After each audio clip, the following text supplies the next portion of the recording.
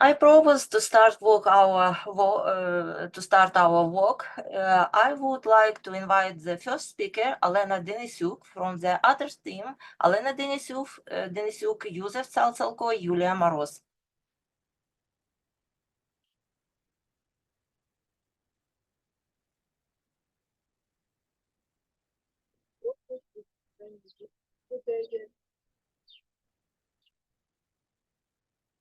One moment. Demonstration.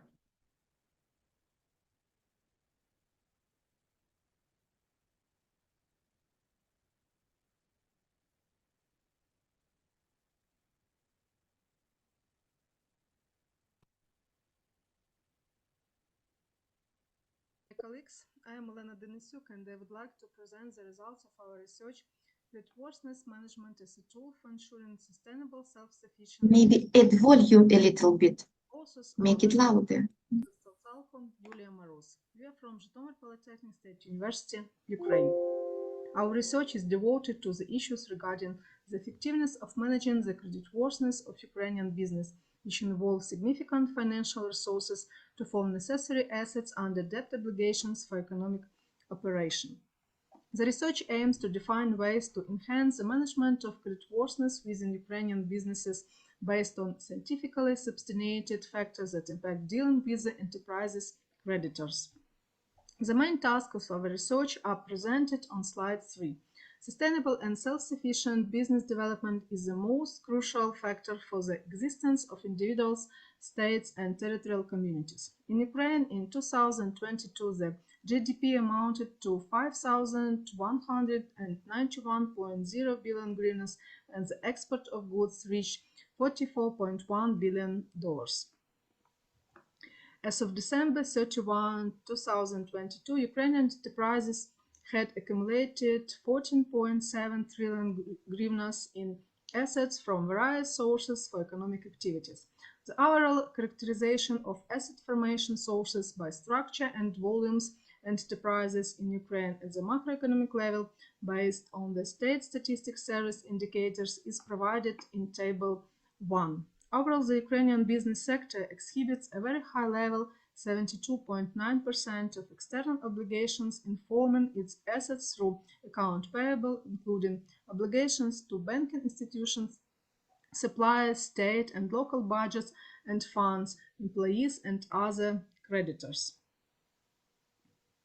It is worth noting that many economic categories and terms, including creditworthiness, lack a clear definition among Ukrainian scholars. We believe that creditworthiness refers to an enterprise's ability as a borrower to form assets through obligations and fully and within defined terms settle accounts with creditors by mobilizing payment assets from various sources.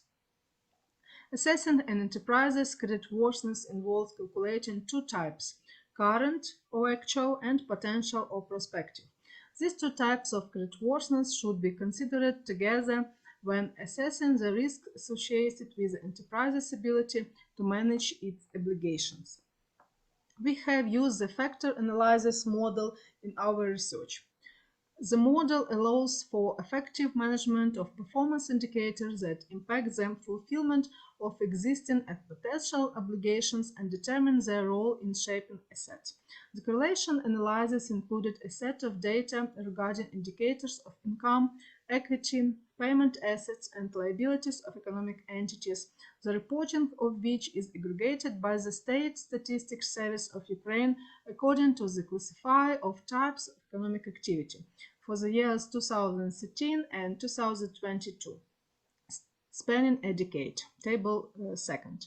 Such information reflects the structural characteristics of Ukrainian businesses over the years at the macroeconomic level. Investors can use it to assess the creditworthiness of the national economy as a benchmark for the reliability of potential business relationships. Therefore, each investor should develop their own directions for establishing business relationships based on specific economic activity and regional indicators. When constructing a factor model of the dependence, the business creditworthiness of the enterprises is creditworthiness on the directions of its economic activity, we use the corresponding coefficient indicators. The first, the level of economic autonomy of the enterprise's functioning.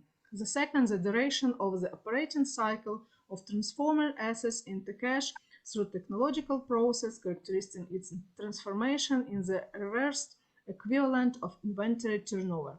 The third, the management status of accounts receivable as the optimization of its share in current assets. The fourth, the optimization level of the enterprise's relationships with customers and creditors, representing the ratio of accounts receivable to account payable. All indicators you can see on slide 8. Next slide. As a result of the analysis, a four-factors correlation regression model was obtained, depicting the dependency of creditworthiness on the substantiated coefficient indicators to the business's economic activity. The equation formed by the results of regression analysis is on slide 9.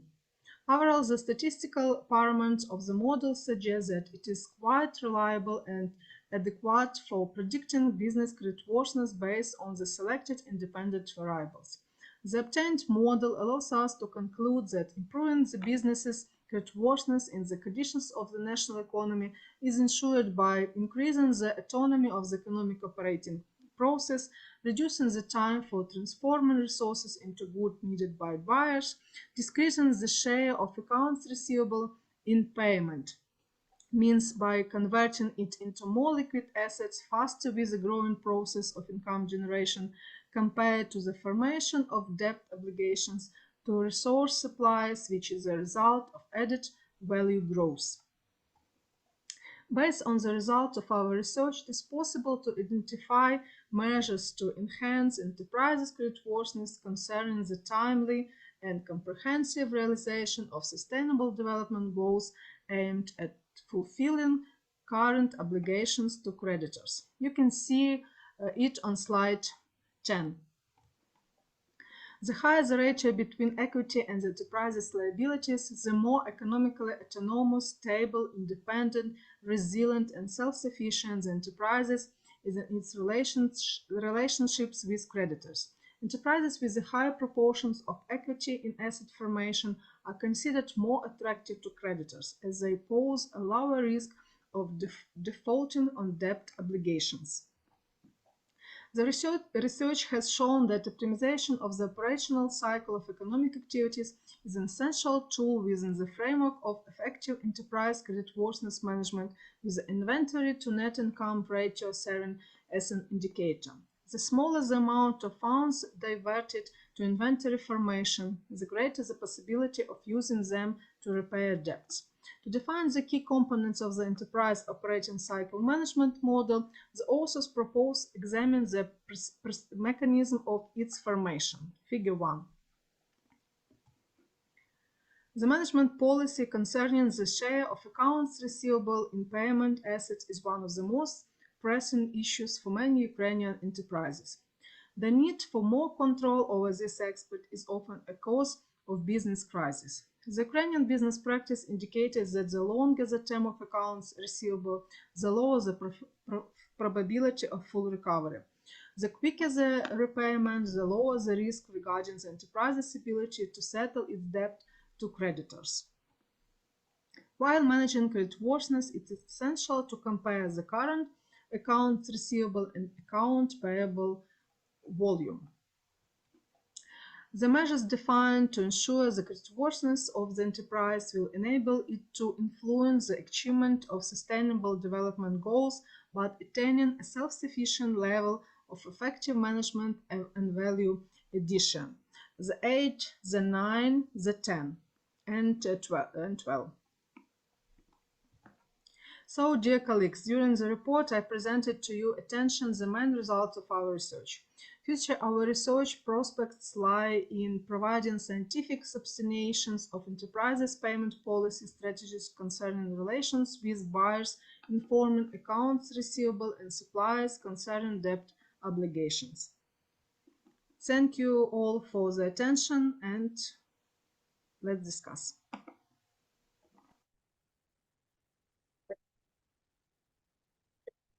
Так, Good thanks. morning, dear colleagues. Also, We are sincerely grateful to the organizers for the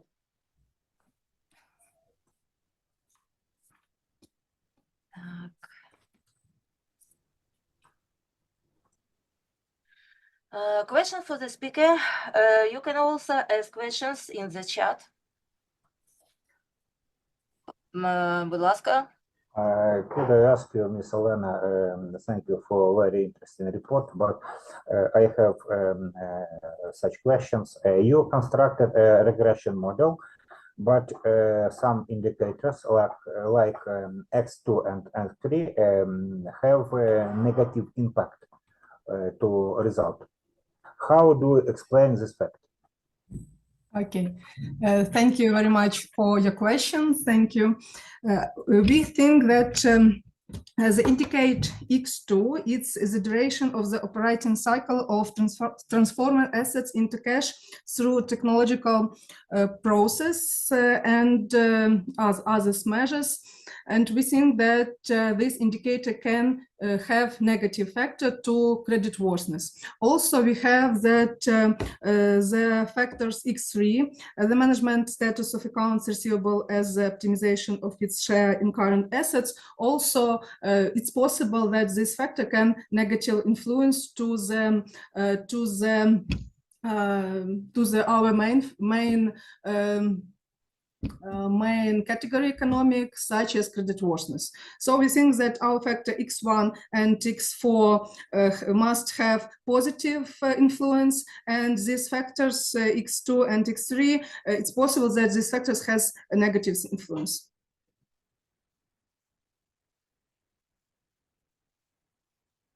Thanks. More questions? Thank you, Mr. Pavlo. Thank you. More questions? No. Thank the authors for the interesting research and report.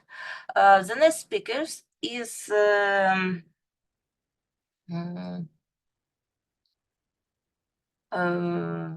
Ilenko. Authors Лопушняк, Оксана Поплавская, Данилевич and Alla Ilenko.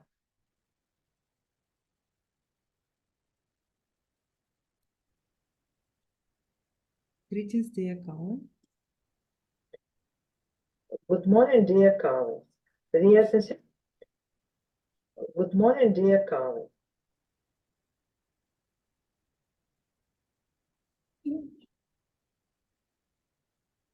One moment.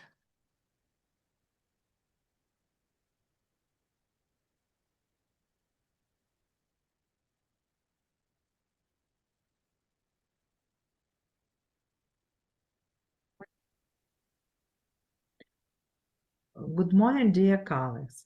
We are sincerely grateful to the organizers for the opportunities to participate in the conference. Galina Lopushniak, Oksana Poplavska, Natalia Danilevich, and I, Alla Ilenko, are presenting the results of the research analysis of the motivational profile of personnel directed at achieving sustainable development of the enterprises.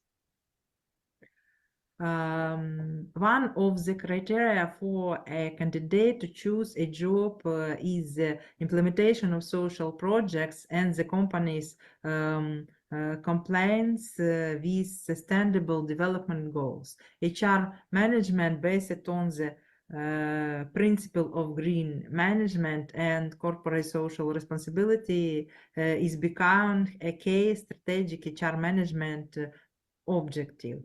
The turbulence of the political and socio-economic environment requires contained modification of staff motivation tools, which requires constant analysis of staff motivational profiles. The purpose of this research is to study the motivational profiles of personnel to identify dominant motives, and based on these propose directions for motivation employees of the studied enterprises that contribute to their sustainable development. Identify or refute the high this is reheartening the existence of differences in the motive structure of all personnel categories. The authors have modified the methodology Rich and Martin to analyze the motivational profile of a person with the specification of parameters according to the goals of sustainable development. The indicator of recognition of work results was redefined as fairness of work evaluation. Science employers would rather know how they work is evaluated by all stakeholders than to know how it simply recognize it as exciting. The indicator self-improvement has defined as development and training as this way, according to the experts' answers, it's easy for the staff to understand the nature and ways of self-improvement. The indicator's interesting and rewarding work was changed to emphasize usefulness for society rather than for the employer. The authors have added an assessment of social participation, charity participation in social projects, and the environmental component. Social context and relationships have been defined as psychological well-being and social interaction. The structure of the study is presented on this slide. As a result of the conducted research of qualitative assessment of significant satisfaction with factors for selecting respondents for workers, we can determine that the greatest factor, working conditions, social contacts, psychological well-being, and interesting work. A qualitative assessment of the significance and satisfaction with factors for professionals show that the greatest factors are working conditions and power. Qualitative assessment of factors for manager showed that the greatest factor are psychological well-being and power. This slide has got the results of structure of workers' motivational profile, factors in which employers and company are satisfied with their compensation policy include on working conditions, social contacts, psychological well-being, recognition, and interesting work. Factor in which the workers are involved but not recovered by a compensation policy are subject to high salary and result driven. On this slide, we can see factor structure of the professionals' motivation profile that will ensure high motivation in business and don't require changes, consist of working condition, power, changes, creativity, and self-refinement. Factors that will require additional examination science will personnel unmotivated to demand it include on high salary, psychological well-being, recognition, result driven, and innovation. factors in which managers and company are satisfied with their compensation policy include on interest of work, creativity, power, and psychological well-being. Factors that will require additional examination since the personnel aren't motivated to demand it are subject to high salary result driven recognition, changes, and innovation. On this slide, we can see the result of ideal and actual motivational profile of an employer of bakery enterprises, which takes into account the task of achieving sustainable development goals. Based on the data obtained, the offered models of personnel motivation must necessarily include the following components: a decent level of remuneration, safety in the workplace, recognition of work, positive socio-psychological climate, involvement in social product. The significant and practical value of this study lies in the result of testing the developed methodology for analyzing the motives that contribute to the achievement of behavior based on the goals of sustainable development. Adaptation of methods for study staff motivations to the current conditions in Ukraine and the Ukrainian worldview. The hypothesis is that the structure of employer motivational profiles depend on the position and job nature. The data obtained indicate that employers have motives that directly correlate with the goals of sustainable development, such as motives related to value work of society, social partnership, and environmental components, etc. The priority of these motives is much lower than the potential because employees are dissatisfied with the level of remuneration.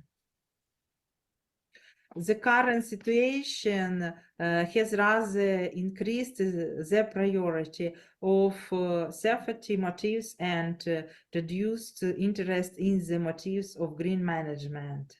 There is also differentiation of the structure of motives by category of personnel, which in general doesn't reduce the possibility of defining universal motivational components focused on achieving sustainable development goals.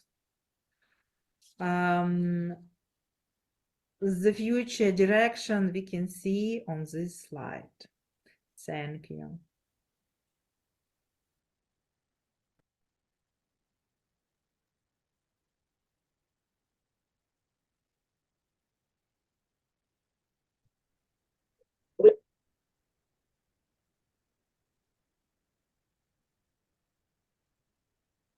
Question for the speaker.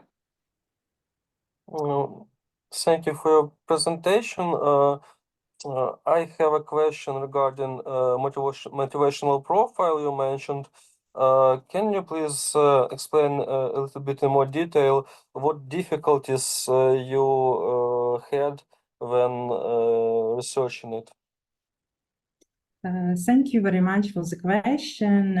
We have the next problem. The study was carried out in the March 2023, and unfortunately, 8 people filled out the questionnaire incorrectly.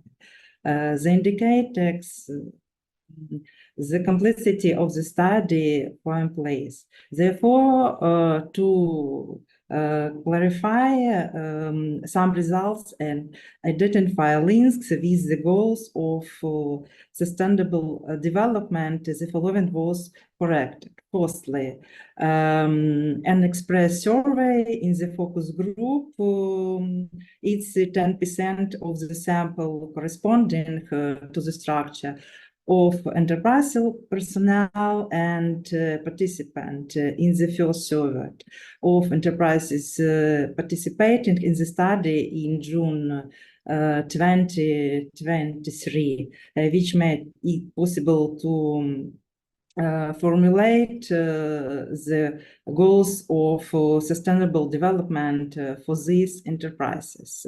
And secondly, a sociological study in September 2023 among the same respondents. Previously, all partnerships were sent a letter explaining how to fill out the Google form.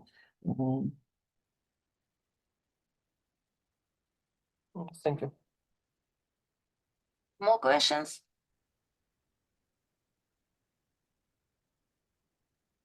My questions. How Thank did you. the authors adapt existing methodologies and research methods to the specific condition of war in Ukraine?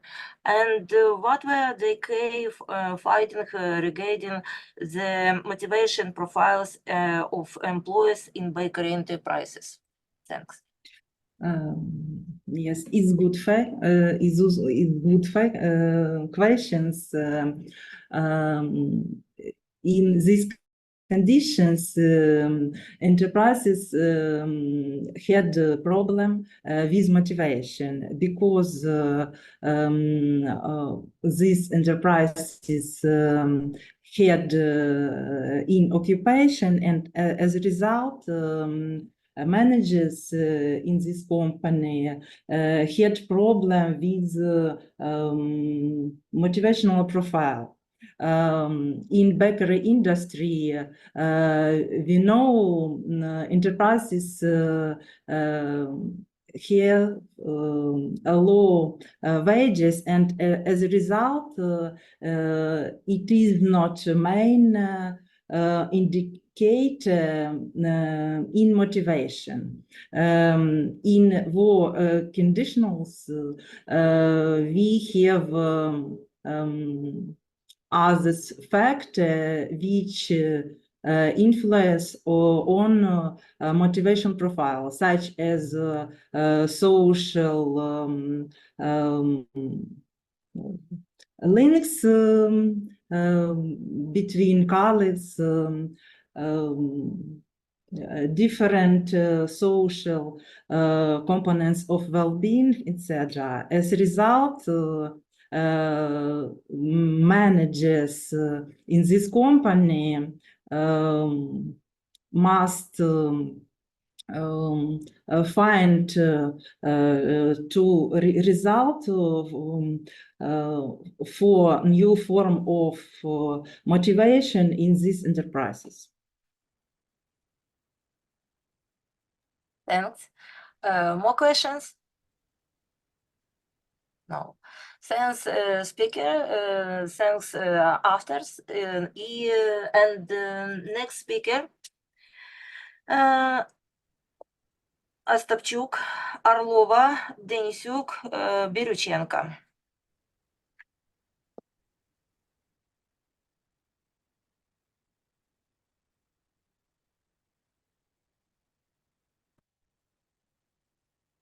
Greetings, dear colleagues. First of all, on behalf of our authors team, I would like to express sincere gratitude to the organization committee for the opportunity to participate in the conference. The research results on the topic management of economic security of food industry enterprises as a direction of ensuring sustainable development are presented to your attention. The authors team include Tatiana Ostapchuk, Katerina Orlova, Olena Denisyuk, and Svetlana Birychenko. All of us represent Zhytomyr Polytechnic State University. The relevance of the topic is due to the fact that Ukrainian enterprises nowadays are functioning under crisis conditions, war, the consequences of a global pandemic, economic and social disruption, a change in the industrial paradigm, a new model of world perception, etc. The mentioned factors significantly complicate and threaten the economic entities' functioning. Within this context, the issues are related to ensuring the stability and efficiency of Ukrainian enterprises functioning under martial law and post-war recovery acquires special relevance. A special place in the system of tasks and instruments of ensuring the stability of economic entities functioning and confronting crisis phenomena belongs to economic security management. Economic security is a comprehensive characteristic of enterprise operation condition which reflects the resilience of economic entity in relation to the action of threats of various genesis. Economic security is also a key characteristic from the point of view of sustainable functioning and achievement of the necessary development indicators at both national level and level of individual entities. The food industry, in its turn, plays an extremely important role both in the economy of Ukraine and in ensuring the food security of the population. In particular, 19.56% of the total volume of production in Ukraine in January-September 2023 is accounted for the food industry. Food industry entities provided 3.62% of jobs in 2022. Considering the role of the food industry in the economy of Ukraine, ensuring economic security of the respective enterprises contributes to the achievement of sustainable development goals such as zero hunger, good health and well-being, decent work and economic growth. The main objective of the research is to determine the priority directions for increasing the level of economic security of food industry enterprises with the use of internal factors and development drivers. The set objective involves solving the tasks which are listed on this slide. Food industry enterprises play an important role in the economy of Ukraine, nevertheless they are characterized by significant negative trends. For example, number of active economic entities decreased by 11.3% in 2022 compared to 2018. Such a decrease led to a reduction in the number of employees by 17%. Net profit of the enterprises reflected a decrease by 67.8% in 2022 compared to 2018. The only indicator which is characterized by a positive trend is volumes of sold products, which are characterized by an increase by 27.4%. Nevertheless, we should also consider the inflation rate, so this trend cannot be described as solely positive. The main key factors of negative impact on the functioning of food industry enterprises are decrease of raw materials accessibility, increase of the costs related to security providing, loss of markets, logistic processes efficiency decrease, personal loss, consumers' demand decrease. In these conditions, economic security of food industry enterprises is an important task of both theoretical and practical level. Economic security is a comprehensive characteristic of the enterprise activity which defines its ability to ensure stable function and confront threats. Economic security provides for solving goals such as economic development, financial and economic balance, managerial goal, personal goal, ecological goal, harmonious and adaptive goal, information and security goal, economic freedom. All these goals in their entirety provide for ensuring the stable and efficient functioning of food industry enterprises. A conceptual model of ensuring the economic security of the enterprise was proposed in the research. It includes subjects of management, objects of management, invested activity from the perspective of resources and technologies, business operations, innovative objects of activity. All these components of the model in their entirety and comprehensiveness provide for sustainable development which is interrelated with the economic security of the enterprise. The economic security of the enterprise in its turn is a foundation for economic security of the state. The main idea of the economic security management is to provide balance between external environment and internal environment, thus ensuring the stable and efficient function of the food industry enterprises. One of the most important parts of the economic security management mechanism is definition of the factors of impact on the level of economic security itself. For this purpose, the correlation and regression analysis was conducted. The initial data was based on the 12 enterprises which were chosen for the research. The These enterprises were chosen according to the following reasons. First of all, they represent different branches of food industry, namely confectionery, dairy, meat processing industry, and bakery industry. Also, these enterprises present different regions of Ukraine, which provides for the comprehensiveness of the research. And another not less important reason is that all the enterprises published their statements in the public access that provided for the accessibility of the data. The data was calculated for 2020-2022. The economic security coefficient was chosen as a dependent variable, which in its essence represents the difference between actual and break-even volumes of enterprise activity. The dependable variables included net revenue growth rate, net profit growth rate, equity growth rate, autonomy coefficient, coefficient of financial self-sufficiency, current ratio, cash ratio, return on sales, economic activity profitability, ratio between receivables and payables. The choice of dependable variables was determined by the fact that they are available to calculate. They are based on the financial statements, which again provides for the accessibility of the data. And also financial component of the economic security is one of the most important elements of the of providing the stable and efficient function of food industry enterprises. According to the analysis, such functioning trends of the food industry enterprises were detected.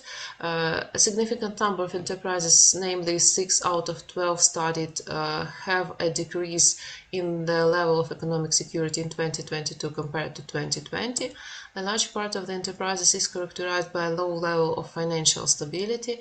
With a mostly sufficient level of general liquidity, a low level of absolute liquidity is observed, and in the activity of a significant number of enterprises from among those studied, there is a decrease in the level of profitability of economic activity in 2022 compared to 2020. The model was built on the basis of correlation and regression analysis, which reflects the dependence of economic security coefficient on net profit growth rate, cash ratio, economic activity profitability. R squared is 0.84, that is 84% of the variance of the values of the dependent variable are explained by obtained equation. Based on the results of the analysis, directions for increasing the level of economic security of food industry enterprises were proposed. The first direction is increasing the efficiency of economic activity, which involves such measures as search for new sales market and diversification of activities, expanding the presence of enterprises on the internet, optimization of economic activity costs, implementation of corporate social responsibility concept, increasing the level of enterprise competitiveness. But the second direction is increasing the level of absolute liquidity, which involves optimization of stocks with the aim of freeing up cash to increase the level of absolute liquidity, implementation of advanced inventory management systems, for example, ERP systems, just-in-time, lean, etc., optimization of receivables, improvement of payment discipline in order to avoid the accumulation of a significant amount of receivables, optimization of current debt, reduction of duration of the operating cycle. Specific measures were determined for the enterprises studied in the research. The measures proposed for those enterprises which are characterized by a decrease in the level of economic security are listed on the slide. Mainly they involve increasing the efficiency of economic activity, also increasing the level of absolute liquidity of the enterprise. Theoretical results of the research include the conceptual model for ensuring the economic security of the enterprise that was proposed, which is based on the active implementation of investment activities, covers economic operations, innovative objects, and promotes the sustainable development of the enterprise. Practical implications include the measures for increasing the level of economic security for the analyzed food industry enterprises. Further prospects of the research lie within substantiation of strategies for managing economic security of food industry enterprises using a matrix approach and forming a specific set of tools for managing the economic security of food industry enterprises. Thank you for your attention. Let's discuss.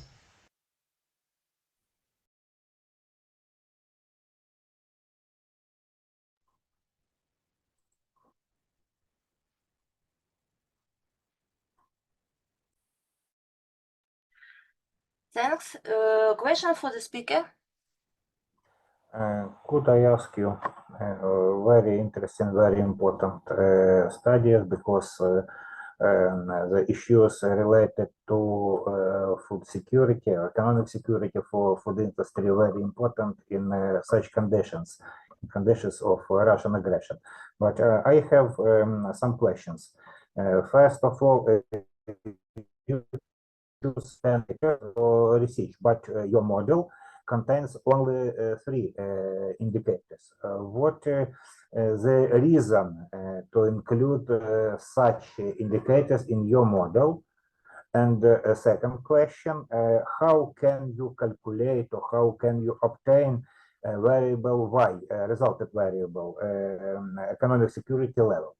How can you measure this indicator? Because this, in my opinion, this indicator has a non-metric origin.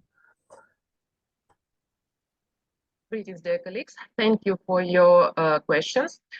So as for the first questions, the question originally there were more variables that we included for the model. Originally we considered 10 variables, 10 independent variables. They are all related to financial matter because financial indicators are available due to the data published, and the financial component is maybe nowadays is the main component of economic security. And after conducting a correlation analysis, we defined that the relations between 6 of the independent variables and the dependent variable are irrelevant. And also we had to exclude another factor due to the multicollinearity with another factor. So there were left only 3 factors after the correlation analysis.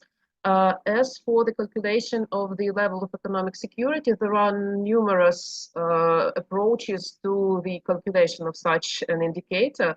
And I totally agree that it's really of a complex nature, of a comprehensive nature, and it's hard to define it with a particular number, but we tried to adjust our study for practical matters for the purposes of potential use by the enterprises. So we tried to simplify the calculations, and we defined the economic security indicator as the difference between the actual and the break-even volumes of production and sales. So this approach to defining the economic security indicator reflects the difference between the actual functioning of the enterprise and the minimum possible, the break-even level.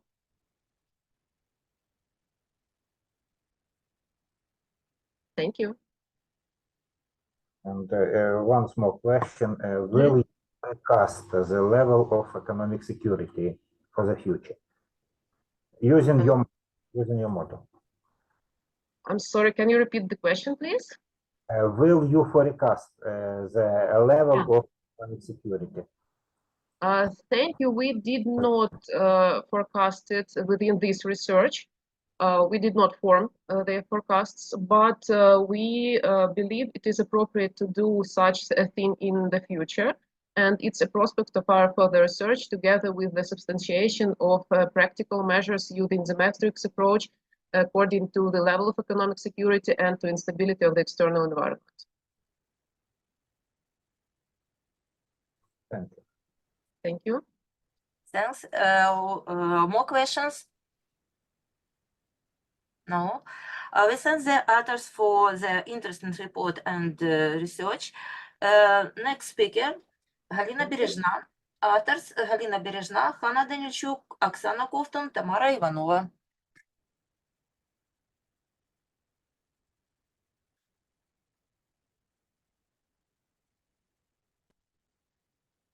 Of creditors for opportunity to present our paper on behalf of team of authors, namely Galina Berezhna, Oksana Kovtun, Hanna Danilchuk, and Tamara Ivanova.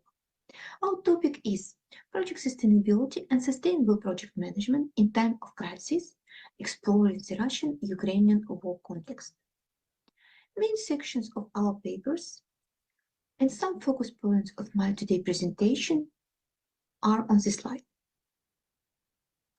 This paper emphasizes the pivotal importance of project sustainability in contemporary societies and explores sustainability across environmental, social, economic, and institutional dimensions, underlying the interdependence between organizations, projects, and societies.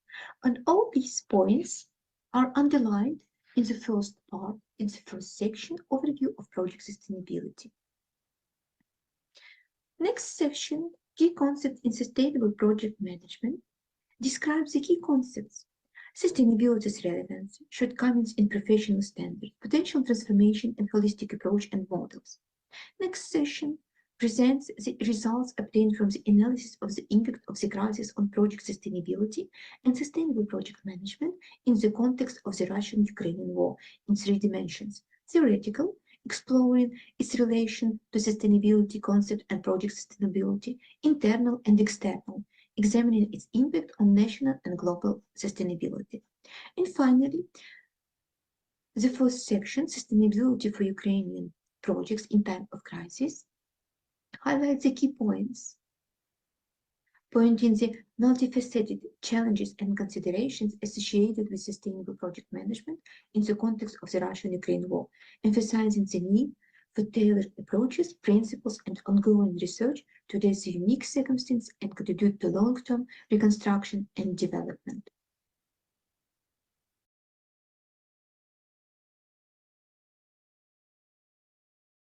Projects are how the company evolved, changed, and reached strategic objectives. It's these actions that are most critical to the company's work and where sustainability needs to get to heart. A sustainable project is one that effectively addresses its objectives and continues to deliver positive results without causing harm to the environment, society, or economy. Project sustainability refers to the ability of a project to maintain its intended benefits, outcomes, and impacts over the long term.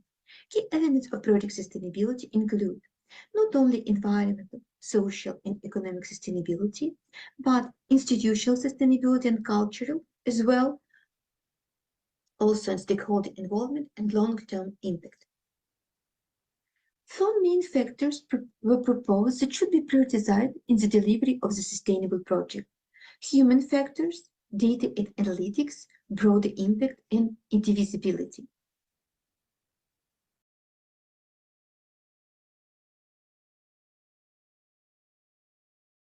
This slide presents 8 sustainability strategies grouped in 3 groups: sustainability strategies adopted by project organizations and sustainability strategies adopted by project hosts, as well as mutual strategies, namely setting strategic and tactical sustainability goals, developing sustainable supplier practices, emphasizing sustainability in project design, setting sustainability policies, influence sustainability of project practice, inclusion of sustainability promoting actors in project organization, developing sustainability competencies, sustainability emphasizes in project portfolio management.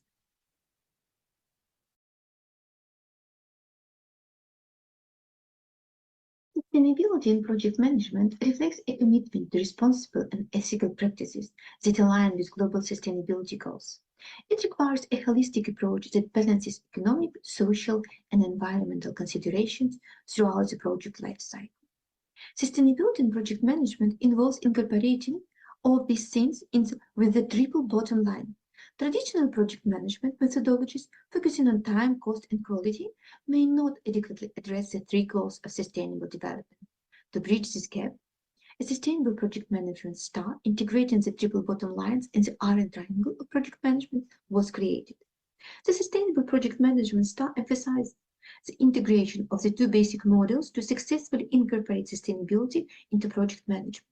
It underscores the importance of balancing 6 factors, namely cost, time, quality, social, economic, and environmental aspects, as an imbalance among these elements poses a risk to project success. Incorporating sustainability into project management requires the profound integration of broader social and environmental goals, and here are 7 key steps to initiate the process. First, define your sustainability goals. Second, engage with stakeholders. Third, conduct a sustainability assessment. Fourth, develop a sustainability management plan. Fifth, establish a sustainability breakdown structure. 6. Monitor sustainability as projects are delivered. And lastly, the 7th, practice continuous improvement.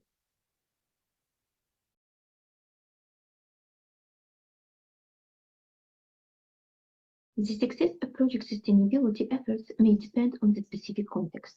The context, of course, significantly impacts of the concept of sustainability, introducing a range of unique challenges and considerations that extend across various dimensions. Important considerations for project sustainability in wartime could be grouped in two big groups. First one is basic considerations for project sustainability relevant in any context. And here we could mention adaptability and flexibility, risk assessment and contingency, planning, remote work technology and project management, resources optimization and diversification of funding sources, local partnerships and community engagement, advocacy and communication, continuous monitoring and evaluation. And specific considerations for project sustainability, which are extremely important in the context of war, are long-term planning, consider the long-term impact of the project and its potential role in post-conflict reconstruction, as well as plan for the transition from emergency relief to recovery and development activities. Next one, security and safety measures. Prioritize the safety and security of project personnel and assets, both physical and digital. Implement robust security measures to protect project assets, personnel, and beneficiaries. Also collaborate with local authorities, security experts, and international organizations to enhance security protocols which provide safety nets for project sites and operations. And the last one in this list is humanitarian considerations, legal and ethical compliance. In closing, project sustainability during times of war requires a proactive and adaptive approach, emphasizing risk management, flexibility, and a commitment to the safety and well-being of all involved parties. Engaging with local communities and authorities, maintaining clear communications, and having robust contingency plans are essential components of navigating such challenging environments.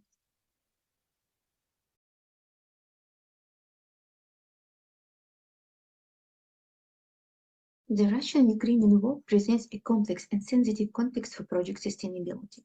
In Ukraine, the war that began in 2014 has now reached its 10th year, bringing immense suffering, numerous deaths, and massive destruction. The conflict escalated dramatically after the Russian Federation invasion on February 24, 2022, intensifying throughout 2023-2024. Over 14.6 million people, about 40% of the Ukrainian population living in Ukraine, will need humanitarian assistance in 2024. Humanitarian efforts in 2023 reached 11 million people, thanks to collaboration with donors and various organizations. In 2024, the focus is on aiding 8.5 million people, primarily in frontline regions, with a commitment to protection and recovery integration. The war persists, emphasizing the ongoing need for crucial support until its resolution. Presently, Ukraine relies significantly on humanitarian assistance. This underscores the importance of future research in exploring the sustainability of humanitarian actions during crises, such as the Russian-Ukrainian war, and their implications for development efforts. The research should emphasize the necessity of fostering a more integrated approach between humanitarian and development actions, exploring key challenges to enhance the sustainability of projects.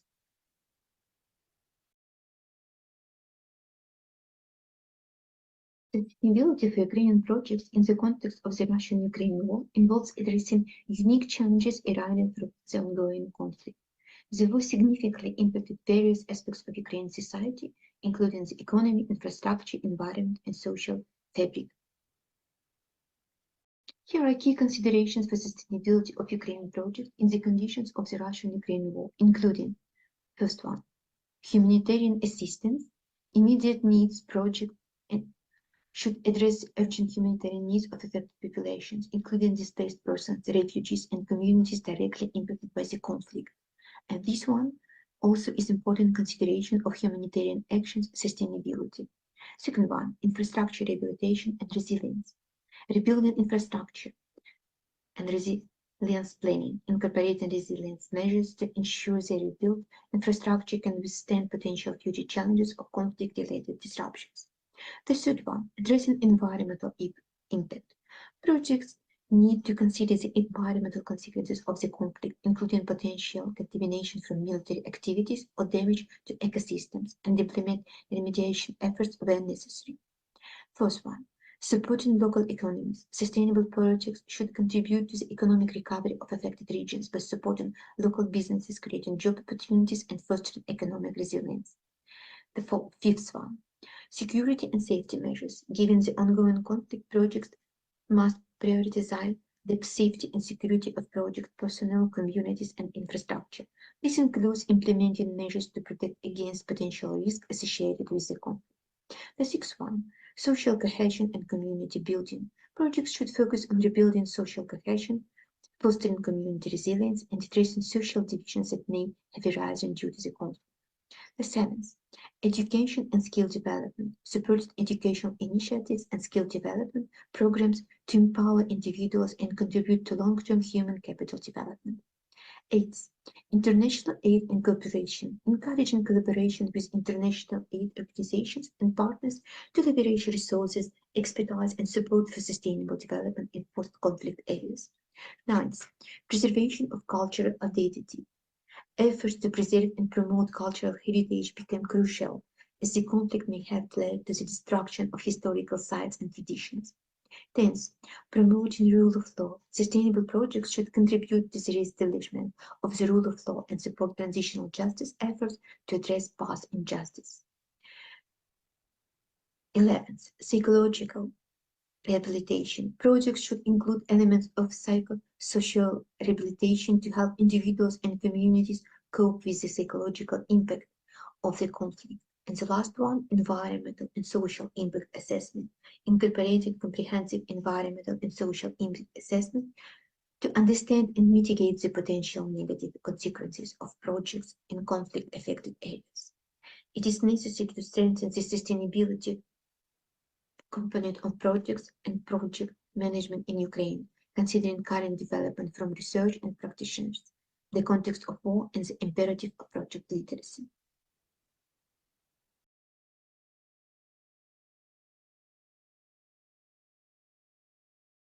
In conclusion, three key OSIS outcomes should be noted, namely, first one, focusing on project sustainability in wartime.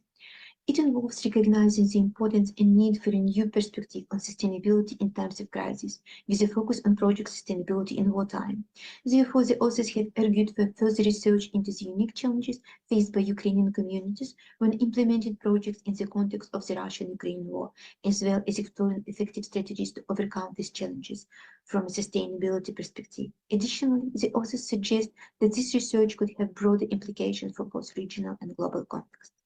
Second one, rethinking and redesigning project management in times of crisis, particularly in wartime, involves adapting project management practices to the challenges of the Russian-Ukrainian war, emphasizes tailoring sustainability frameworks within these practices for a deeper understanding of projects' impact on Ukrainian communities and society as a whole.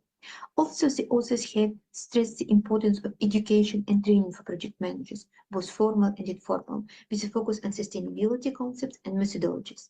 And the last one, emphasizing a holistic approach to the sustainable projects in wartime, which involves using an interdisciplinary and intersectoral approaches to project design and implementation, which includes deeper collaboration with scholars, NGOs, local, national, international, professional networks, and the affected population and other stakeholders for sustainable project management in times of crisis, particularly in wartime, to balance short-term needs with long-term goals. Authors of the photos, which is presented on these photographs, is Sergei Lavrov, photographer from Zaporizhia. Thank you for your attention.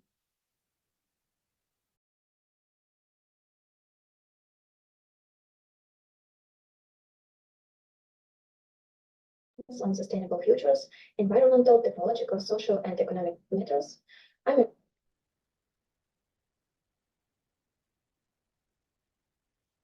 Thanks, dear colleagues. Question for the speaker?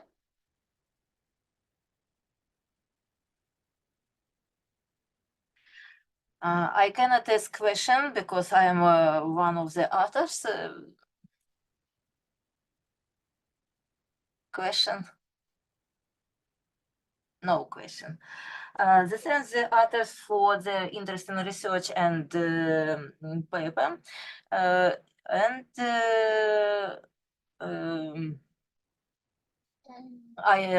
invite the other teams, Alena Chernявska, Alla Kasic, Alexandra Chernявska, Nadia Shmigel. Yes, we are here. One moment.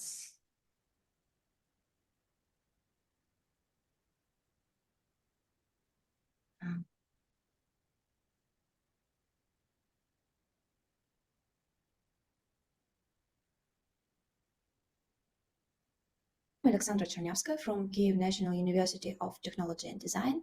Today, I'm privileged to share our joint work, Future 5.0, a multi-goal decision-making framework for sustainable university governments 5.0 in Industry 5.0. The authorship framework for decision-making in higher education within the context of Industry 5.0. This article explores how universities make important decisions in the fast-changing world of Industry 5.0. It introduced the Future 5.0 metrics, a detailed plan that helps universities make smart, sustainable choices.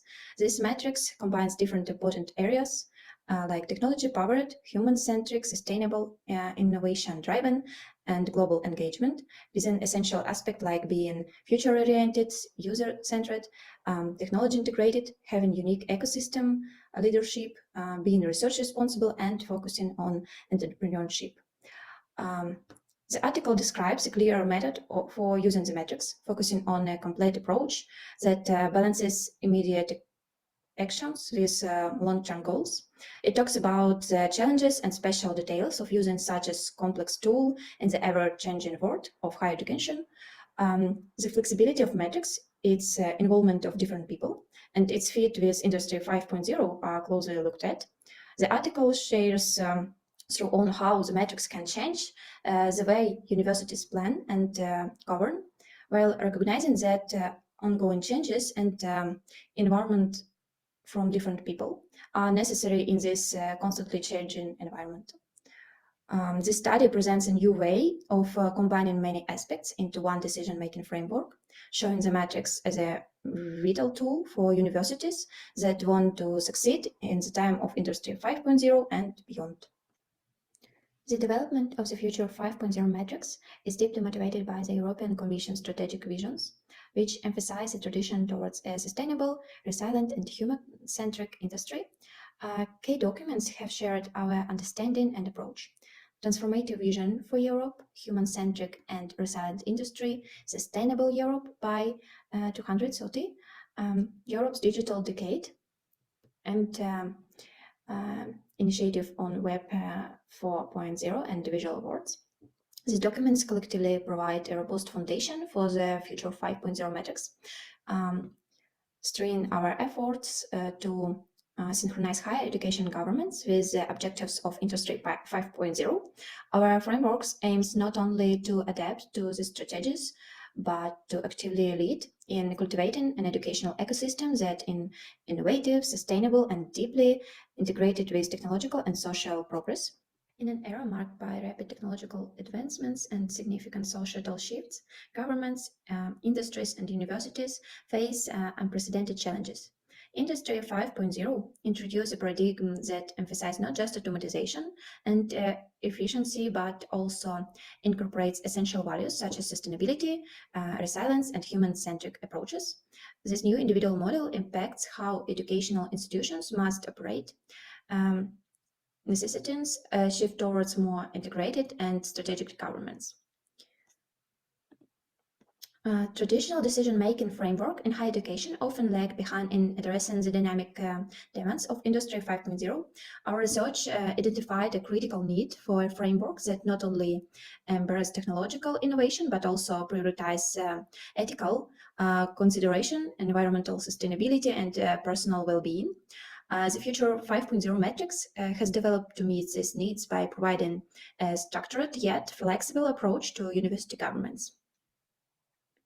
Our study began with a comprehensive literature review focused on Industry 5.0 and its implications for governments in higher education using academic databases like Scopus. We gathered and analyzed 128 recent publications, which helped us understand the gaps and opportunities in current government's models. Following the literature review, we conducted a Delphi study innovating a panel of international experts from various educational, technological, and management backgrounds. This iterative process allowed us to refine a future of 5.0 metrics based on expert feedback, ensuring its applicability and effectiveness in real-world settings.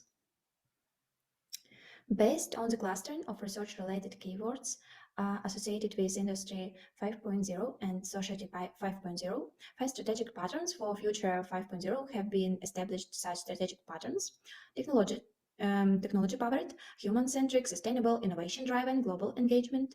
These strategic patterns are positioned horizontally in the decision matrix. Vertically, the matrix incorporates the following categories: future-oriented, user-centered, technology-integrated, unique ecosystem leadership, research-responsible, and entrepreneurship enhances. Each letter is a name. Future 5.0 represents a key component of the methodology, which is oriented towards anticipating future changes, meeting user needs, integrating technology, sustainable development, research advancement, and ecosystem leadership. These components work together to ensure the successful development of a university in the era of Industry 5.0 and Society 5.0, based on the strategic patterns extracted from the clustering of keywords related to the categories Industry 5.0 and Society 5.0. We built metrics for strategic questions and decisions.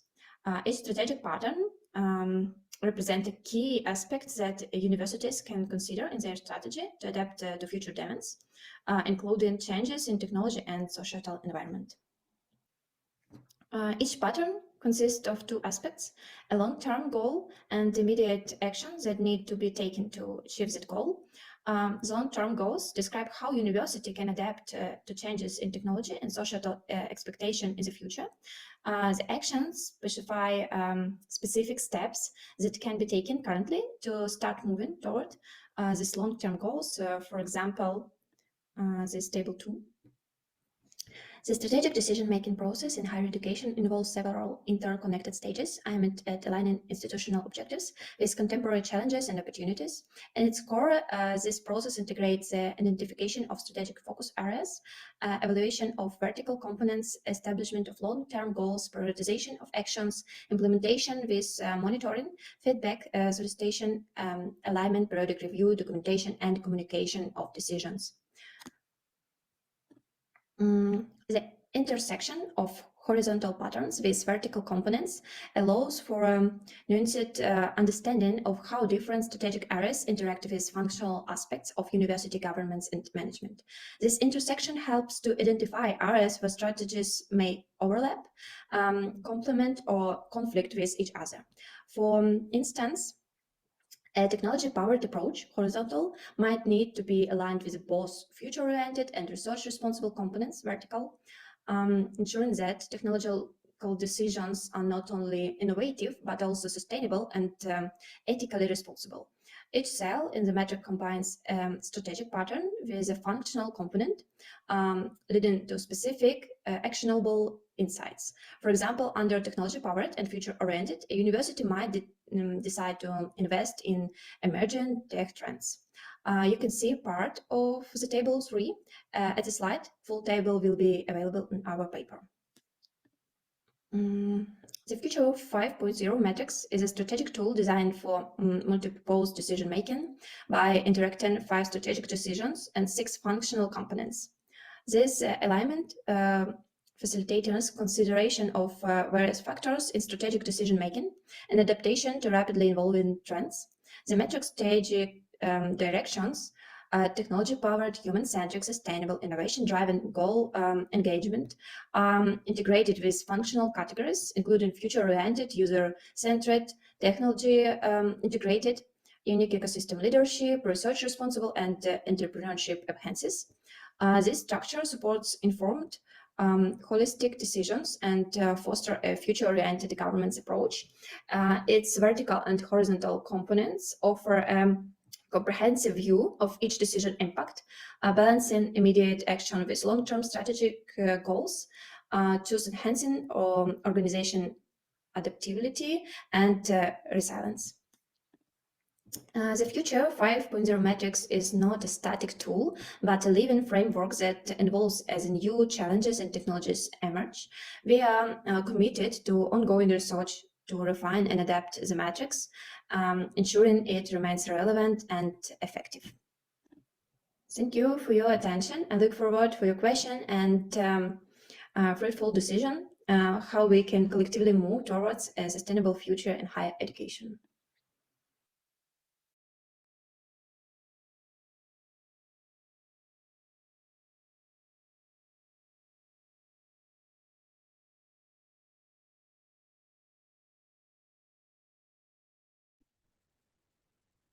Не слышно. Microphone. Mhm. Thank you. Dear colleagues, question for the speaker.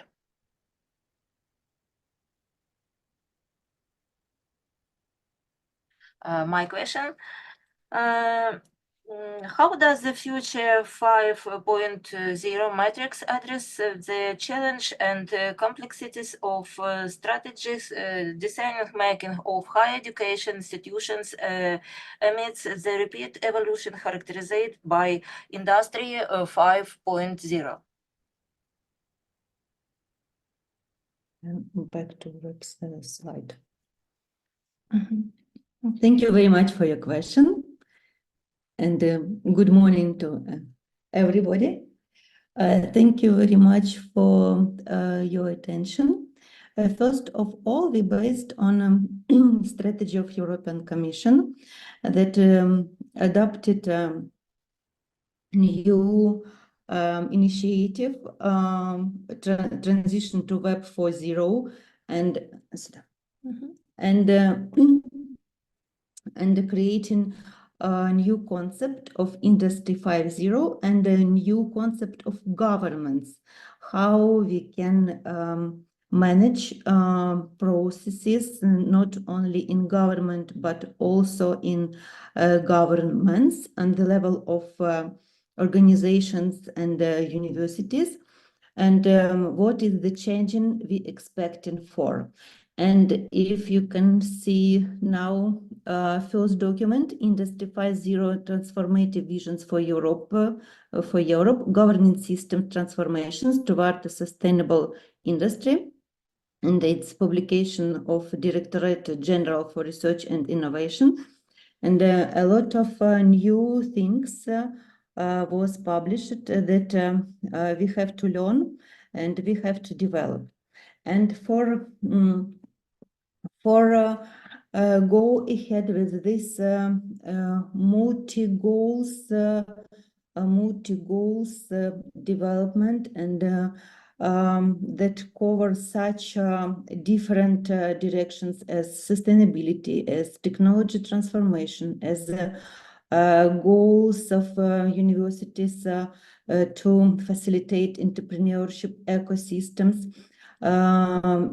We tried to build this conceptual framework, Future 5.0, that can help administrators of universities and also professors of universities to make more systematic answers for these questions, because we have a lot of questions now and they are in different area and they and answers for them need interdisciplinary approach and working in a team of cross-sectory with different stakeholders to work together and build ecosystem together on smart basis and on a sustainable approach. So it's a first step, conceptual step. We also prepared a proposed formula that include all of these indicators. In future, we can add weights for this formula, and we can try to use in different levels of governments, not only in top, but also level and departments. Combine this with sustainability reports. So a lot of work in future.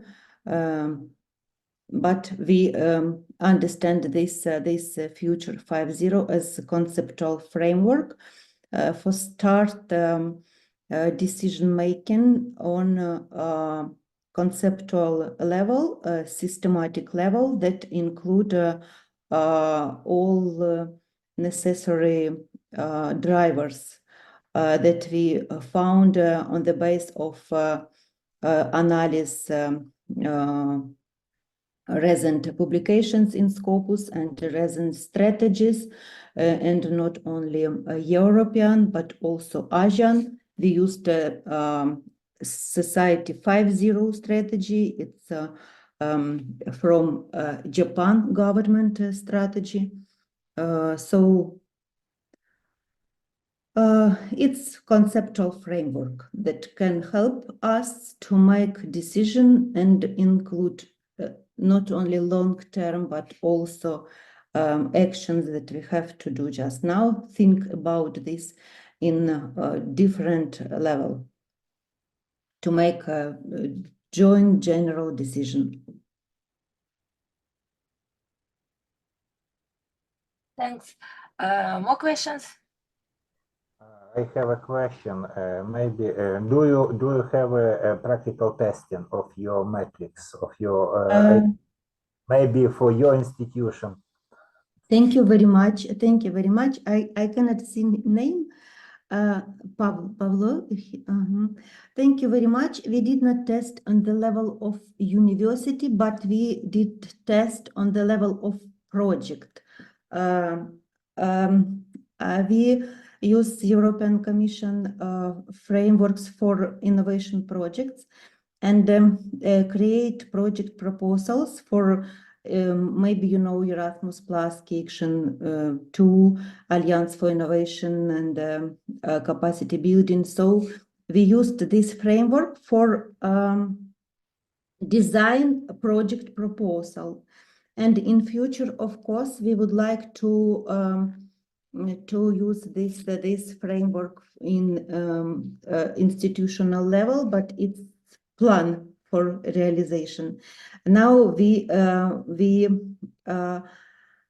implement it for design project proposal, and in future we would like to train this instrument for implementation. Thank you very much. More question? No question. We thank the authors for the interesting research, and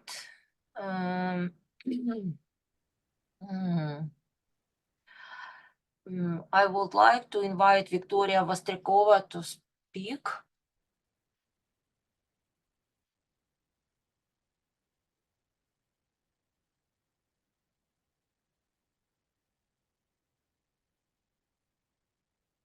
Pleasure to welcome you to this session on the transformative power of bioeconomic in the European key agriculture nations, Ukraine. Today, I am delighted to share insights from our comprehensive research that explores stakeholders' awareness and perceptions concerning the bioeconomic transformation in Ukraine. This study delves into the perceptions and awareness of critical stakeholders, government representative, non-government, industry, and academia regarding bioeconomic transformation in Ukraine. By understanding these stakeholders' viewpoints, the research aimed to uncover both the opportunities and obstacles that shape the current bioeconomic landscape. This insight is crucial for development targeted strategies that can propel the comprehensive adoption of bioeconomic practices, ensuring that Ukraine not only keeps pace with global sustainability trends, but also secures a leadership role in this field. In today's rapidly evolving economic landscape, the pursuit of sustainability has become a paramount concern for nations worldwide. Among the various strategies to achieve sustainable development, the bioeconomy stands out as a promising avenue that integrates the principles of ecological balance, economic growth, and social inclusion. Defined broadly, the bioeconomy encompasses the production of renewable biological resources and their conversion into a vital product and energy aimed at reducing reliance on fossil fuels, mitigating climate changes, and enhancing food security. Ukraine, with its vast agricultural resources and significant scientific potential, is uniquely positioned to harness the bioeconomy's transformative power. However, despite our inherent potential, the bioeconomy concept remains relatively underexplored in Ukraine within the national context. The integration of bioeconomic principles into mainstream economic planning and public policies has been slow, indicating a gap between the theoretical framework and its practical implementations. Our study, focusing on stakeholders' awareness and perceptions, aimed to bridge this gap and catalyze the implementation of bioeconomic principles across multiple sectors. We approach this issue by conducting comprehensive surveys among key stakeholders, like governmental bodies, business sectors, academia, and different non-governmental institutions. And our goal was to capture a diverse range of perspectives on bioeconomic transformation, assessing both the perceived opportunities and the challenges that presented. Prior to the main survey, focus group sessions were conducted with selected representatives from each stakeholder group. And this session helped to refine the survey question based on initial feedback and provided deeper insights into the stakeholders' perspectives, which were instrumental in framing the quantitative phase of our research. Our results underscore a broad recognition among stakeholders that bioeconomy encompasses a range of activities and concepts, all linked by the themes of sustainability and resource efficiency. The high acknowledgement of circular biomass use and ecosystem services particularly highlight the environmental consequences among the stakeholders. Understanding these perceptions helps in tailoring communication and policy making to better promote and implement bioeconomic strategies effectively across different sectors. The data from this figure vividly illustrates the broad and varied understanding among stakeholders of what constitutes the bioeconomy. The strong association with traditional sectors like agriculture and forestry, combined with significant recognition for biotechnology and waste processing, showcase the diverse and integrative nature of bioeconomic activity perceived by the stakeholders. The distribution of responses in this figure underscores the mixed perceptions among stakeholders about Ukraine's preparedness to adopt the bioeconomic model. The predominance of medium to low readiness ratings points to the need for enhanced efforts in policy development, infrastructure, and stakeholder education to foster more conducive environment for the bioeconomy. The respondents summarized in this figure underscore a generally optimistic outlook on the ability of key economic sector in Ukraine to transition to a bioeconomic alternative. This optimism is particularly notable in sectors directly involved or solely bioeconomic sectors that are directly involved with biological resources like food processing, but also extends to traditionally less bio-oriented sectors like textiles and also general manufacturing. The data suggests that stakeholders see significant potential for substantial change in the material basis of these industries, aligning with sustainability goals and reducing reliance on fossil resources. The responses in the next figure highlight a clear recognition among stakeholders of the foundational supports needed by economic transformation. The emphasis of information, innovation, and regulation points to a comprehensive approach where knowledge-driven policies, innovative technologies, and supportive regulatory frameworks are seen as essential to successfully implementing and sustaining bioeconomic practices. The results summarized in the next figure, factors that are like hindering factors illustrate the complex array of obstacles that stakeholders perceive as barriers to the development of the bioeconomy in Ukraine. The identified challenges span policy, collaboration, economic viability, and technological implementation, pointing to the multi-phase nature of the transition to a sustainable bioeconomic model. Addressing these obstacles through targeted policies, incentives, and support system will be crucial for enabling effective bioeconomic transformation. Analysis of readiness of different stakeholders that is visualized in this figure highlight varying degrees of readiness and engagement across different sectors concerning the bioeconomic transformation in Ukraine.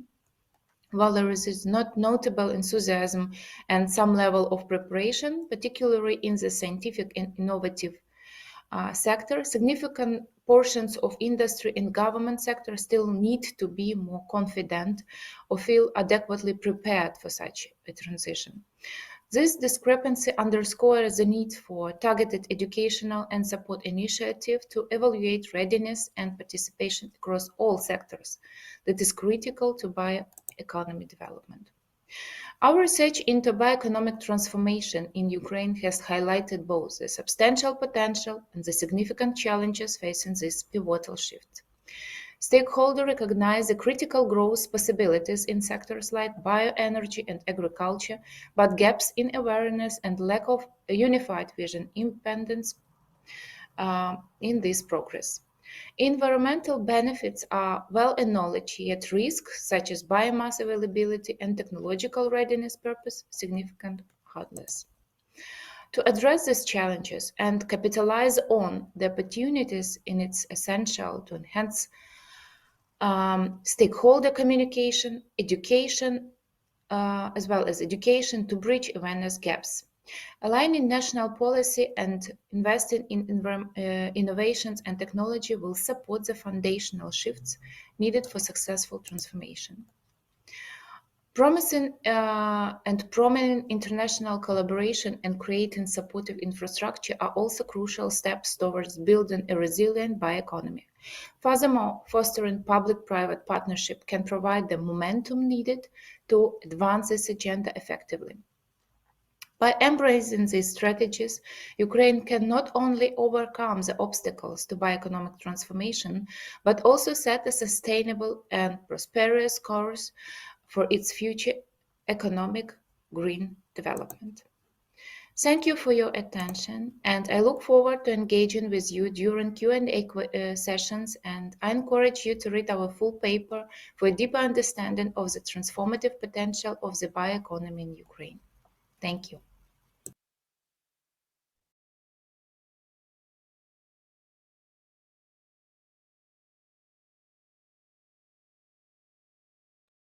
Yeah, Alex, question for the speaker? No question? Next speaker, Pavlo Григорук. After Pavlo Григорук, Инна Чайковская.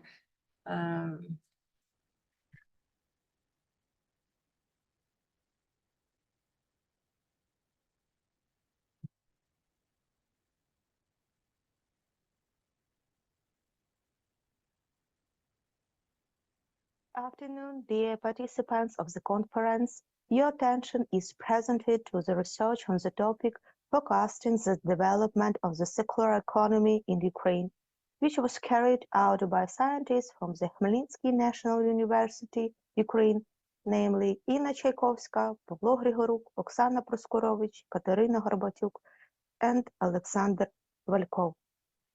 Rapid economic development in recent decades has changed the planet and people's lives, Sorry. as globalization, overconsumption, and overpopulation have caused a This is not my presentation. Да. We change.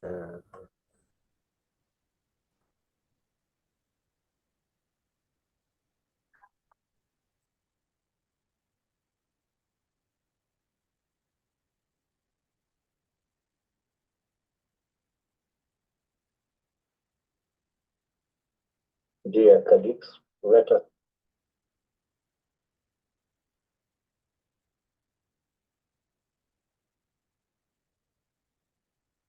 express our gratitude to the conference organizers for the opportunity to participate in such a highly scientific event and present the result of our studies. We also want to express our gratitude for our armed forces, which by extreme efforts provide us with a relatively peaceful stay and bring us closer to victory. On behalf of our outsourced team, I would like to present brief results of our studies on a topic using the method of canonical correlation to assess the relationship between economic growth and environmental threats. With the rapid development of globalization processes, the internationalization of economies, humanity faced an increasing number of challenges associated with extensive use of natural resource potential.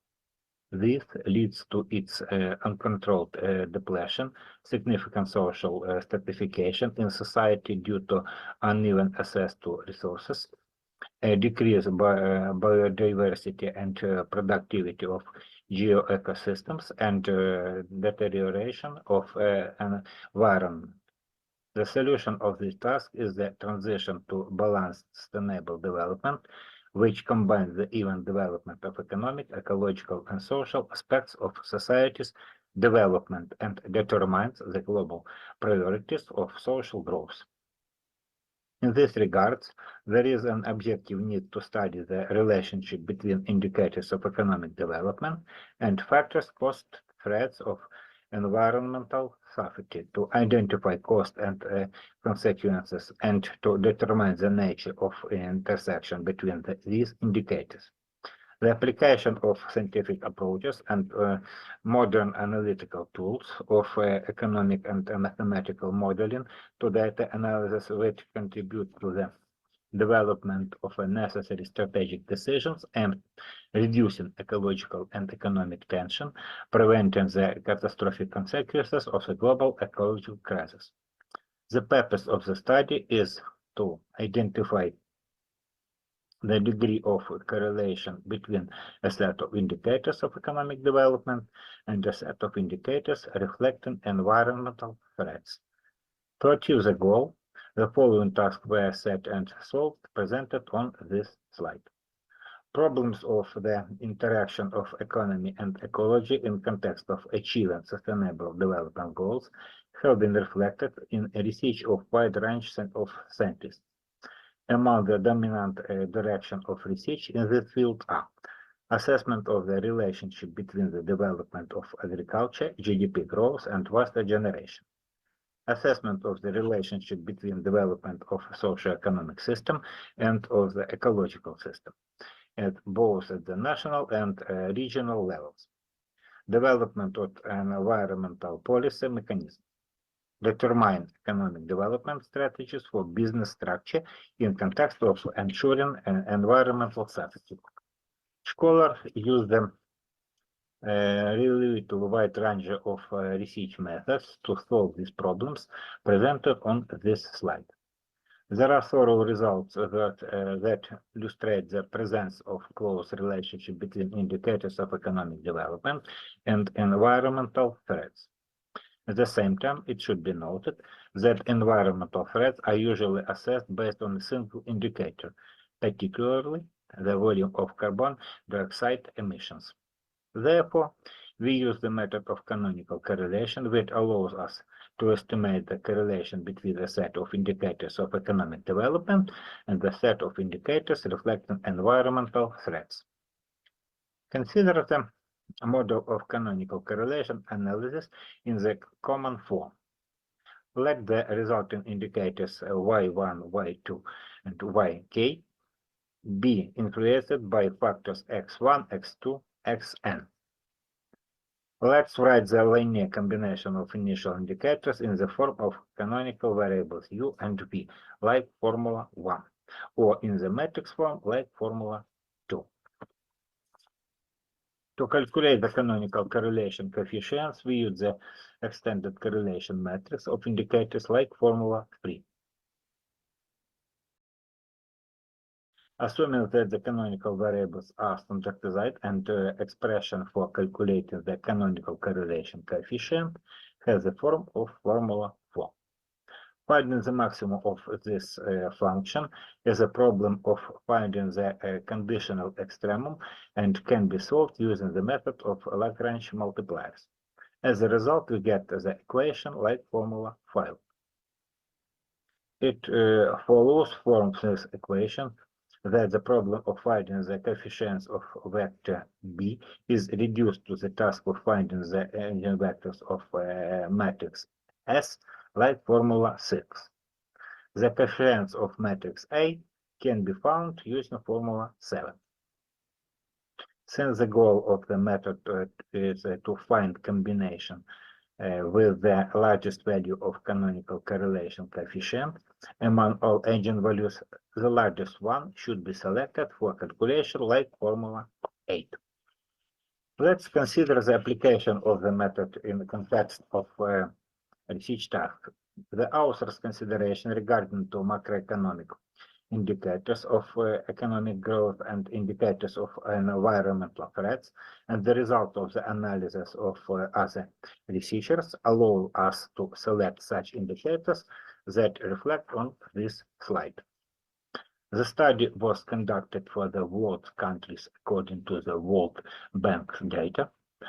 Considering the limited availability of necessary data due to the lack of indicated value for individual countries, the indicators values for 136 countries of the world were used in our study.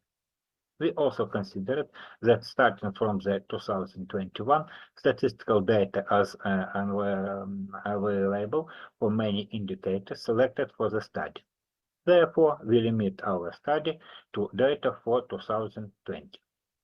Calculation results are present on the slide 6. The analysis of the obtained dependencies showed that the indicator x2 and x5 most influences the canonical variable u. For variable v, such indicator is y1. Let's pay attention to the fact that the indicator y3 in this case does not affect the corresponding canonical variable v because of appropriate eigenvector value is equal to 0. Calculating Pearson pairwise correlation coefficients between the initial indicators and canonical variables confirmed the importance of the electric indicators. The obtained results were significantly affected by the sample heterogeneity for the calculation were performed. So, for the x2 indicator, the largest value exceeds the smallest by 50,000 times. For the x5 indicator, by 40,000 times. And for example, for the y1 indicator, by 36,000 times. The same heterogeneity occurs for the normal value. At the same time, the calculation allows us to conclude that there is a relationship between the development of the world economic system and global environmental threats. These negatively affects progress in achieving the goals of sustainable development. The conclusion is consistent with the results obtained by other scientists, including for the other set of indicators. The research results can be used as analytical information for the policy review regarding to the long-term sustainable economic development. Thank you for attention.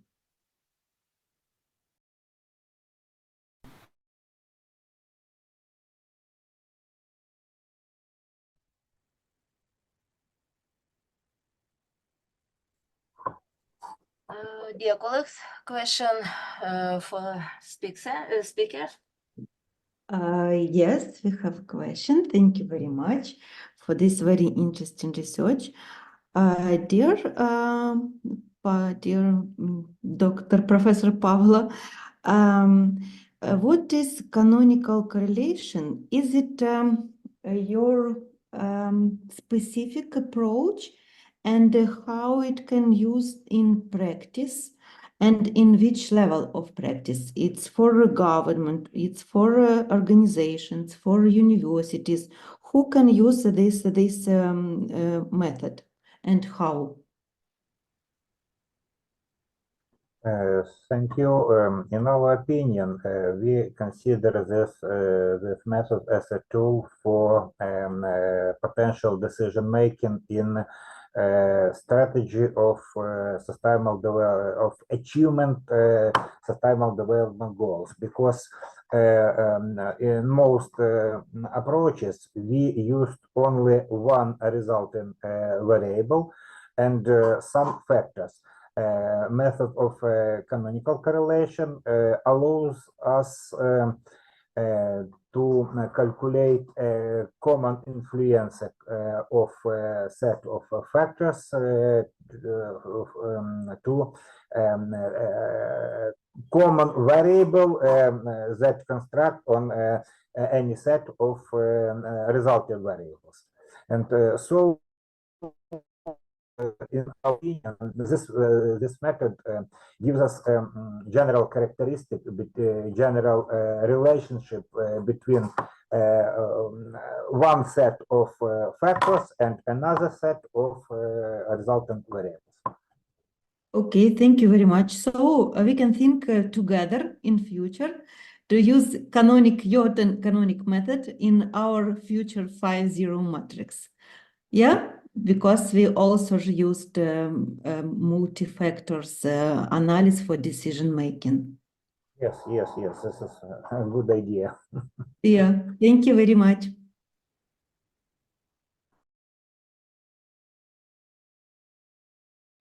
Microphone. Thanks. More questions?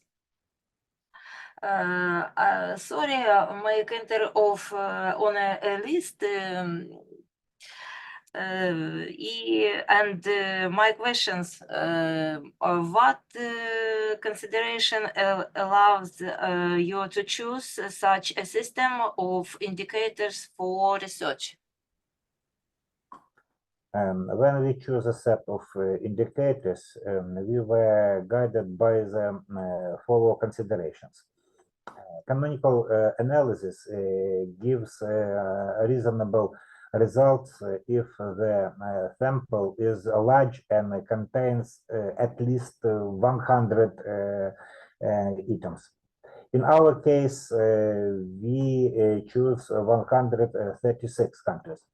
Regarding the number of indicators, it is recommended that the sample size be 15-20 times larger than the number of indicators chosen for the study. And it's also clear that the number of factors should exceed the number of resultant indicators. Therefore, we selected 6 factors and 3 resultant indicators. In total amount, 9 variables. A specific set of indicators was meticulously determined based on a thorough analysis of other scholars' results and our own reasoning, taking into account data availability. Thank you. Thanks. More questions? No questions.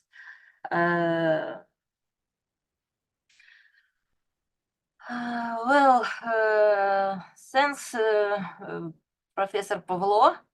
And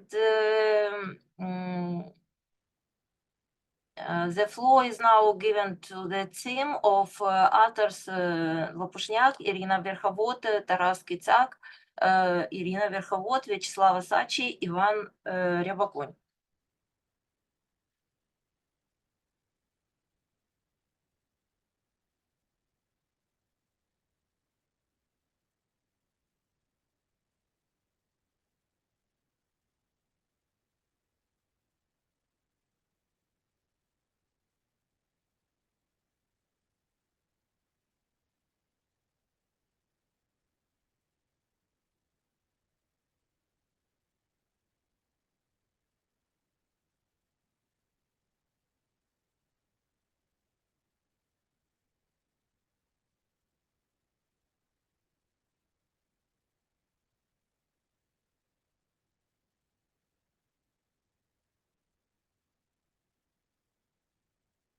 Good afternoon, dear colleagues. We would like to present our paper, Ukrainian Social Sector Development in Contemporary Conditions, Problems and Areas for their Solutions, in which we thoroughly analyze problems of Ukraine's social sector, which have been significantly aggravated by Russia's armed aggression.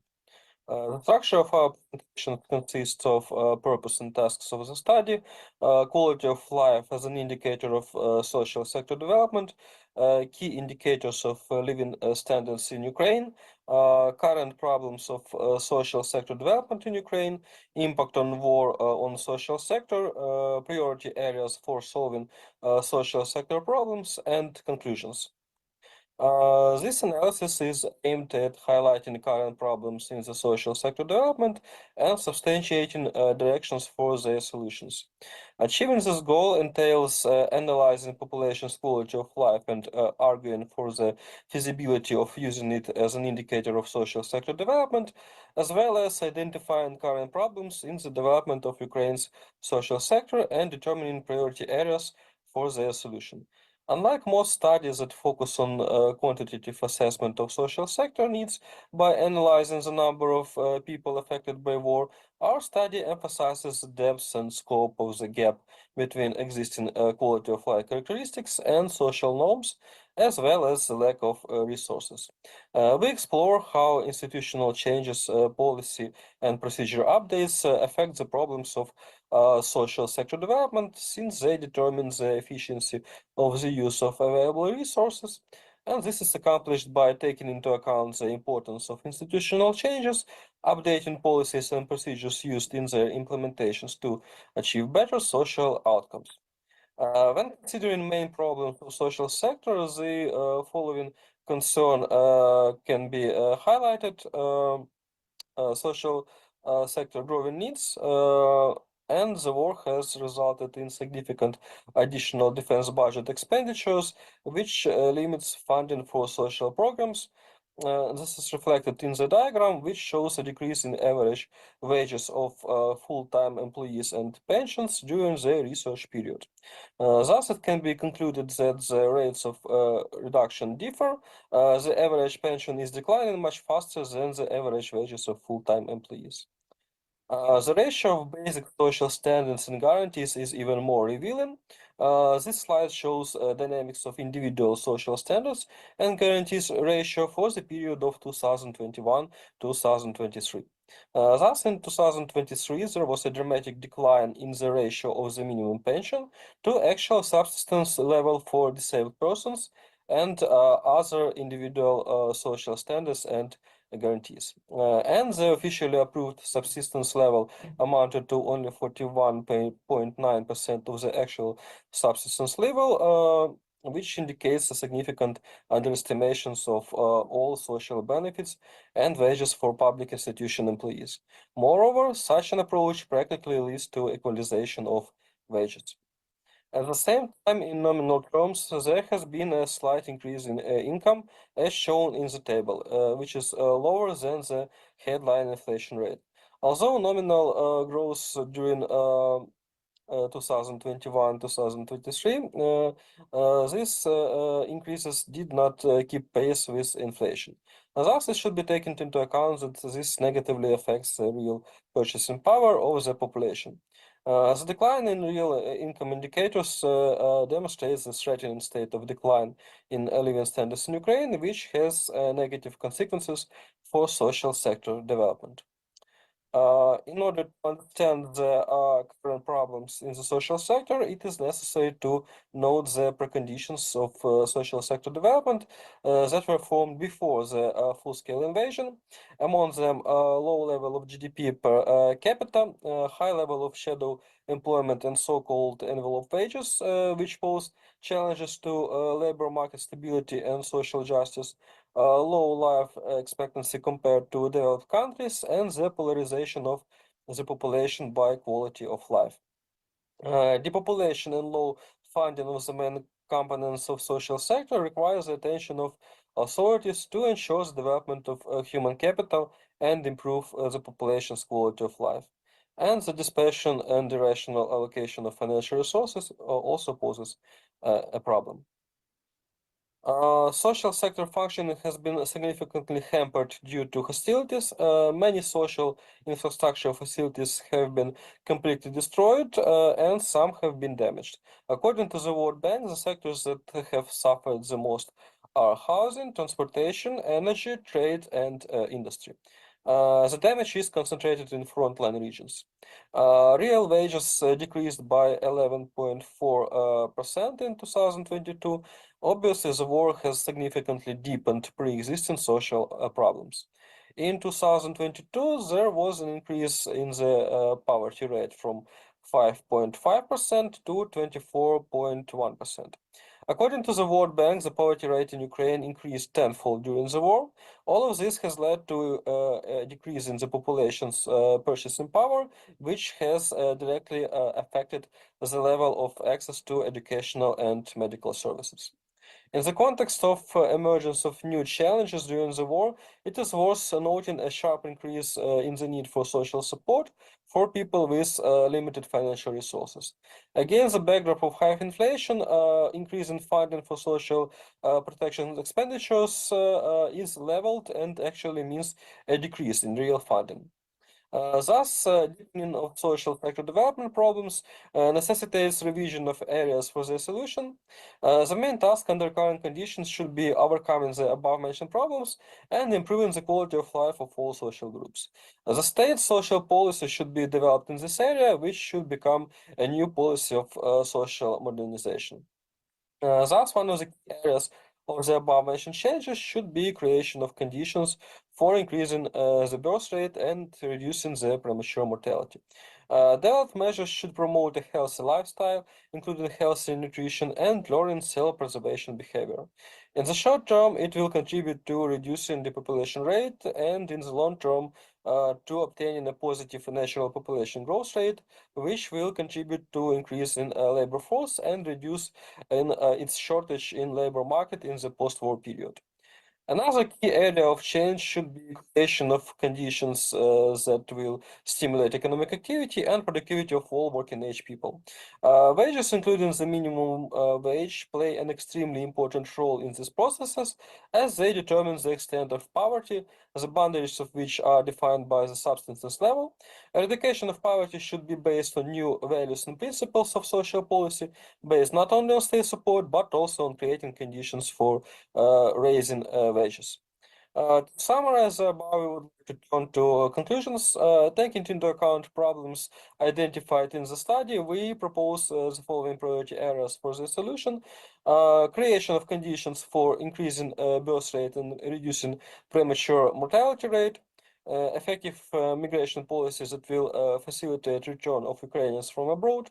Reforming the wage system, simplifying access to professional pre-university and higher education during martial law and within 5 years after it is lifted, adapting the network of medical institutions to population's growing needs, optimal placement of labor in Ukraine, and creation of conditions for the continuation of active life of senior citizens. Implementations of measures within the mentioned areas will contribute to social sector development and improve the population's quality of life. Ukraine should build a future in which cities and villages that have fallen victim to Russian aggression revive and flourish. forming a social and economic ecosystem where people live in decent conditions and have access to modern technologies that promote sustainable social development and ensure well-being. Thank you for attention.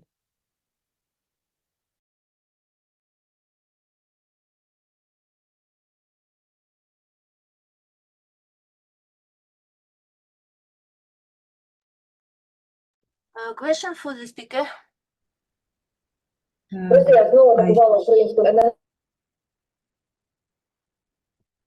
Thank you for interesting presentation of the study. What should be a state migration policy for returning Ukrainians from abroad? Thank you for your question. Well, first of all, of course, for our people to return, they need to feel secure, and in this regard, I can say that we should rely on international military assistance. We need more anti-aircraft systems to defend our cities, villages from missile attacks. And there is a need in increase in the number and quality of shelters, well, for people to protect themselves. In addition to that, we need to also take into account financial incentives. Of course, it doesn't mean that there should be like some direct payments to people to return, because there are limited financial resources. Instead, it should be focused on establishing clear and accessible communication about job opportunities, reducing bureaucratic barriers for document renewal, for example, registration of small and medium business. Also, I think it's necessary to differentiate different levels of people who are abroad. For example, there should be one approach to people with families and children, and another approach for single people, because those are more likely to return. In addition to that, I think that the government should facilitate access to different both online and offline skills development programs relevant to reconstruction needs. This can be done with collaboration with Ukrainian universities profile department.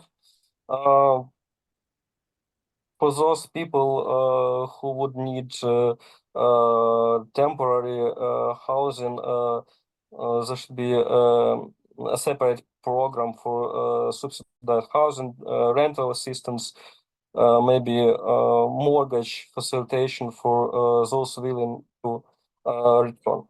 And of course, we should focus on demonstrating commitment to show people that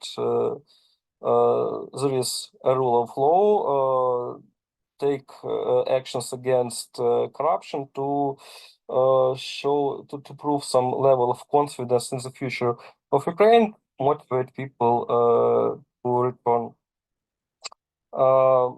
And of course, there should be a different consideration about tax system,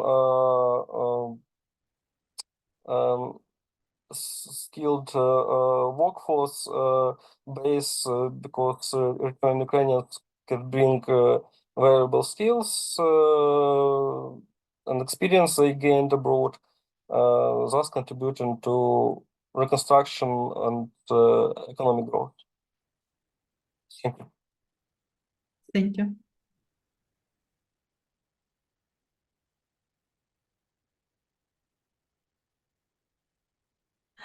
More questions? No? Thanks.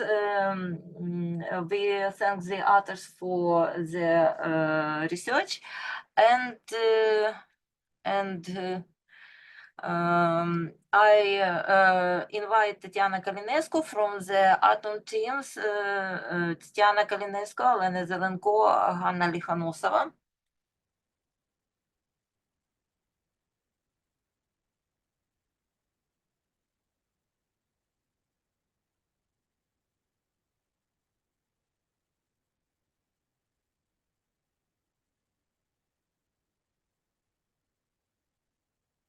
Hello, dear colleagues, and first of all, we want to thank you for the opportunity to participate in this conference and to present the results of our research on the topic complex socio-economic solutions regarding the sustainable ecological development of the Ukraine regions. Sustainable economic and ecological development of Ukraine and its regions depends on Ukraine's natural resources, their economical use, preservation and protection of the environment. However, as of 2023, under conditions of full-scale war and hostilities, about 1.2 million tons of pollutions have already entered the atmosphere. In a large area of Ukraine, the surface layer of the soil was significantly damaged as a result of the construction of fortification, explosion, burning of ammunition, military maneuvers, etc. That is 186,000 square kilometers of contaminated land, which is almost 31% of Ukraine territory. In general, total financial losses approximately are $14 billion.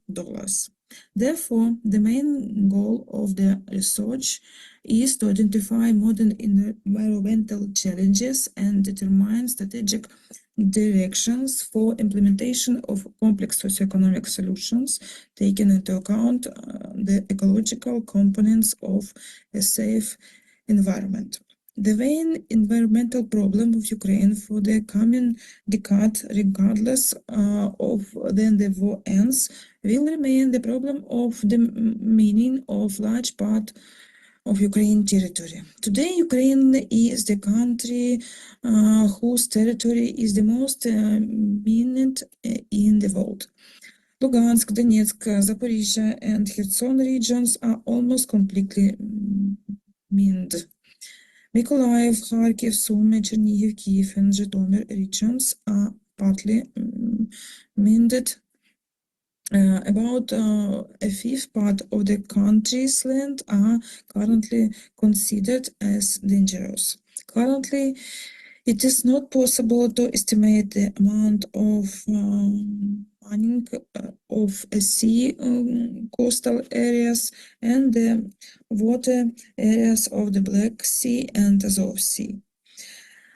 Environmental problems caused by full-scale hostilities directly affect the socioeconomic situation of the regions.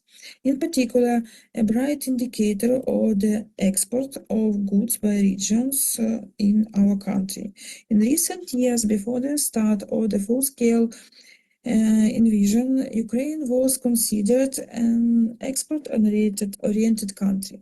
In 2022, a significant decrease in the export was recorded in 16 regions.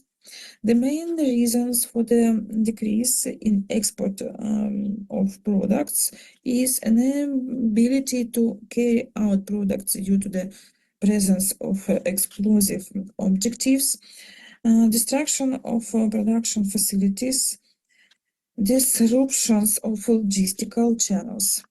The largest decrease in exports was recorded in Donetsk, Lugansk, and Kherson regions.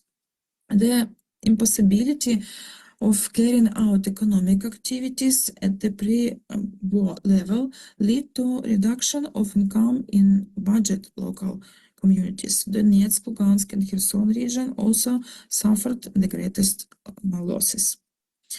Despite the importance of solving environmental problems and the catastrophic consequences of war for environment, the social component is fundamental in the process of regeneration of normal life activity in Ukraine regions.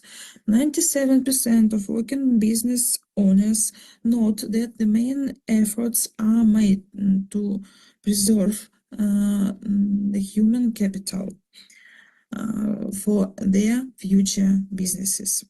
Taking into account this context, it is possible to present a modern view of the sustainable development concept for the current situation in the regions of Ukraine. The present modification of the concept is already being actively implemented.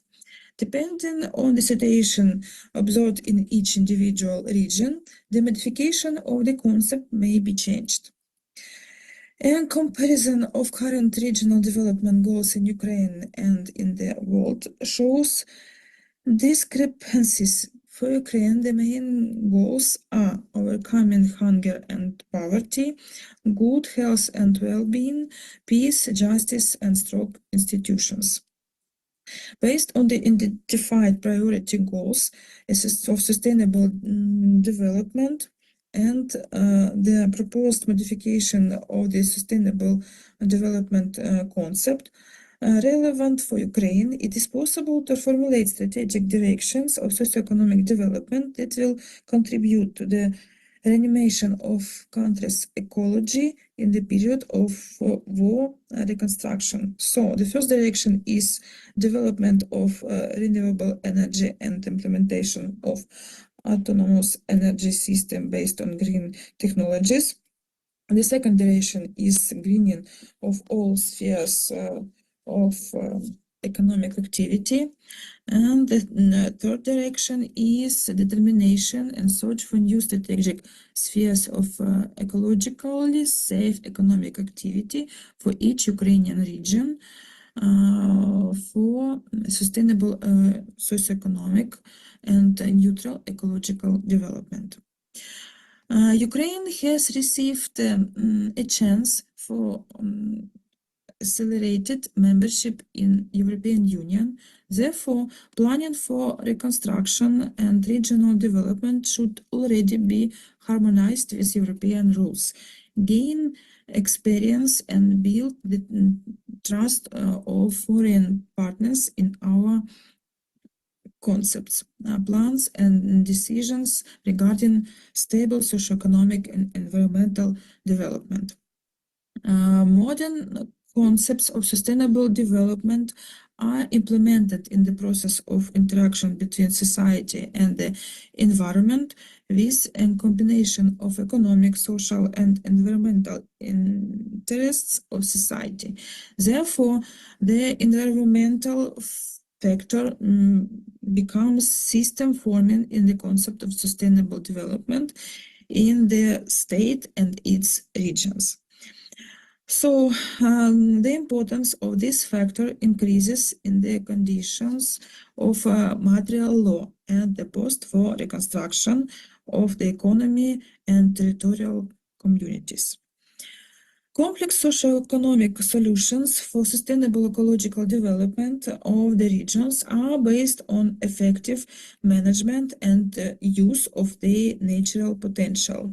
The most important expected results are the improvement of the quality of life of the population, the sustainable development of the entire regional socioeconomic and ecological system, and on this basis, the sustainable development of the country.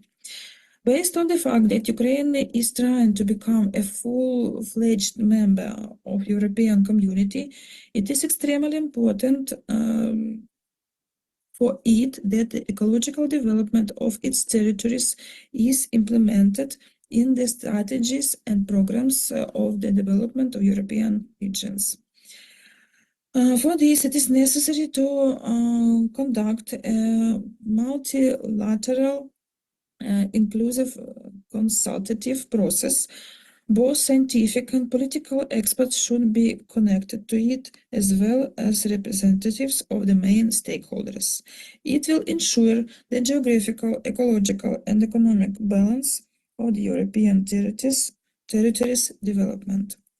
Our presentation is over. Thank you for your attention.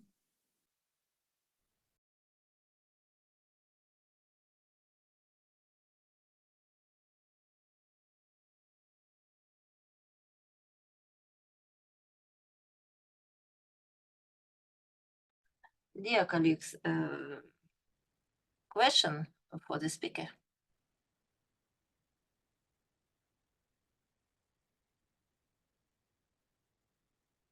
No question? Since after the interesting research, and next speaker Інна Чайковська, authors Інна Чайковська, Павло Григорук, Оксана Проскорович, Катерина Горбатюк, Олександр Вальков.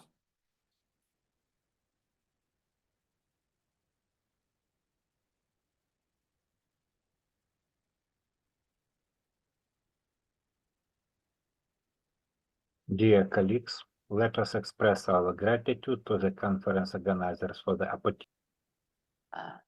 Sorry.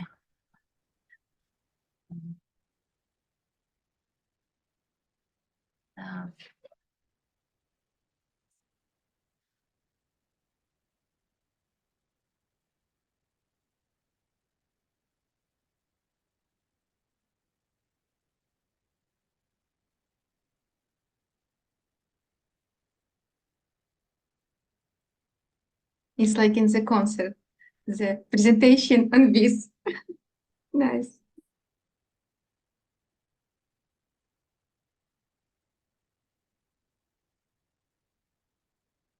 Good afternoon, dear participants of the conference. Your attention is presented to the research on the topic forecasting the development of the circular economy in Ukraine, which was carried out by scientists from the Khmelnytsky National University, Ukraine, namely Інна Чайковська, Павло Григорук, Оксана Проскорович, Катерина Горбатюк, and Alexander Valkov. Rapid economic development in recent decades has changed the planet and people's lives as globalization, overconsumption, and overpopulation have caused a complex of economic, environmental, and social problems. The depletion of natural resources and the consequences of environmental disasters indicate that the methods of production, use of resources, and waste management that exist in the world until now are already ineffective and globally harm the environment and humanity. Solving those problems requires a change in the vector of development of modern society, in particular, a transition from the outdated model of the linear economy to produce products, raw materials are used once, and all waste is thrown away, to the model of the circular economy oriented towards the global sustainable development of enterprise and countries, and advantage of which is the minimization of waste, the use of resources, the reduction of harmful effects on the environmental, and the improvement on production efficiency. In Ukraine, very few steps have been taken on the way to a circular economy, although there is an understanding of the need for reforms at different levels: government, business, and the public. The purpose of the study is to analyze the dynamics of the components of the circular economy, identify problem areas, and provide recommendations for improving the situation. Therefore, the study reflects the analysis and forecasting of the components of the circular economy of Ukraine. Also, a comprehensive assessment of the level of development of the circular economy in Ukraine was formed and its significance was predicted. In the study, the following three components of the circular economy of Ukraine were selected for analysis: waste generation and management, energy consumption, from renewable sources, introduction of innovations at industrial enterprises, which according to authors are the most important. Slide 5 shows energy consumption from renewable sources in Ukraine for 2010-2020 in connection with the state of war. There are only during the open field until 2020. In the structure of renewable sources, the largest share belongs to energy of biofuels and wastes. The work predicts the share of energy supply from renewable sources using a linear trend line for 2021-2024, which indicates a positive trend. For the purpose of characterize the waste management system, slide 6 shows dynamics of the share of waste subject to secondary processing, in the structure of which the largest share belongs to waste removed to specially designated places of facilities. The work predicts the share of utilized waste indicator using a linear trend line for 2021-2024, which indicates the negative dynamics of utilized waste in Ukraine. Innovations, and especially eco-innovation, provide the enterprise with a competitive advantage that meets the goals of sustainable development. This innovation makes it possible to create systems focused on sustainable development, both in individual enterprise and in individual industries, in regions, and at the national level. Therefore, the question of intensifying the innovative activity of industrial enterprises, increasing the share of enterprises that introduce innovation, is quite important. This especially applies to the introduction of new technological processes, including grinding waste and resources-saving ones. Dynamics and forecasting the share of industrial enterprise that introduced innovation is displayed on slide 7. The forecasted indicators indicate a slight positive dynamics of this indicator. As a result, a comprehensive assessment of the level of development of the circular economy in Ukraine was formed. The research used a linear mathematical model of the integral indicator I, the method of weighted sums.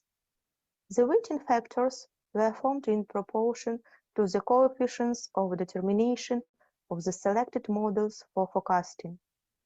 The predicted value of the comprehensive assessment of the level of development of the circular economy for 2021 and 2024. The obtained forecasting values indicate a certain stagnation in the development of the circular economy in Ukraine and the presence of problems in its development in Ukraine, including the state of war in the country, which causes new environmental problems, a low share of industrial enterprise introducing innovations, and especially a low level of implementation of innovative resource-saving technologies. The market for secondary raw materials is opaque, and other. The main directions of solving the specified problems of circular economy development in Ukraine are the improvement of energy efficiency and the activation of energy conservation policies, to increase the state's financial support of scientific and research institutions, a sufficiently strong base of institutions that control the rational use of innovative capital of enterprises, the removal of outdated capacities and the introduction of innovative technologies into production, the use of successful water experience primary of the EU countries will make it possible to speed up the process of introduction to the circular economy despite the terrible consequences of military aggression. Therefore, the analysis and forecasting of the structural elements of the circular economy, as well as the formation of a comprehensive assessment of the level of its development in Ukraine, made it possible to identify stagnation, which requires increased decisive actions on the part of the authorities in order to activate the processes of development of the secular economy in Ukraine. Thank you for your attention.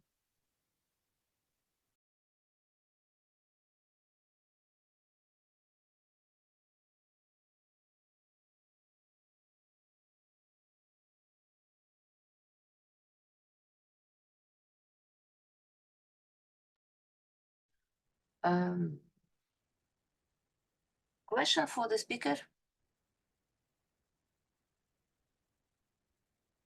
My question summarize that the scientific and methodological approach to the comprehensive assessment of the level of development of the secure economy in Ukraine did you use, and how did you get the forecast? What does the forecast you received about the development of the secure economy in Ukraine indicate? Thanks. Thank you very much for your question. And first of all, I want to say that I'm very happy to be here. And my answer will be that in this research, we used a linear mathematic model, and we use method of weighted sums, and also we use 3 indicators, and also we use some weighting factors, and these factors form as a result of proportion to the coefficient of determination of some models that we use for forecasting these indicators. And in this model, we use 3 indicators. First, the share of energy supply from renewable sources.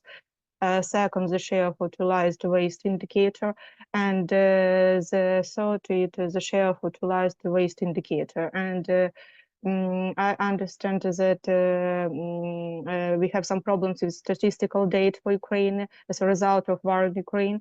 And as a result, we can use have some comprehensive assessment for Ukraine of the development of the circular economy in Ukraine, and we can see some stagnation with this comprehensive assessment. This assessment is the result of the war of Ukraine, and in Ukraine we don't use different principles of a circular economy, and I think that in near future the situation will be better, but today we can see some stagnation and unchanged situation with the circular economy, and we must use the different principles of circular economy for saving our environmental, and also we must activate different processes in the enterprise with innovations, and to introduce innovations in the enterprise, different technologies, resource-saving technologies, and I think that it will be more better situation in the near future after our victory in this war. Thank you. Thank you. More questions? No questions? No. Thank you. We thank the authors for the research and report. And next speaker, Palak Chauhan. Yes, I'm here. Hello, everyone. Hello. So should I share my screen? No. Now Hannah will share with us. Good afternoon, dear colleagues. We would like to present our paper. Sorry.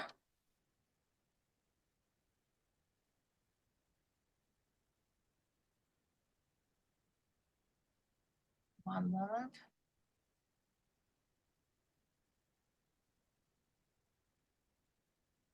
Hello, everyone.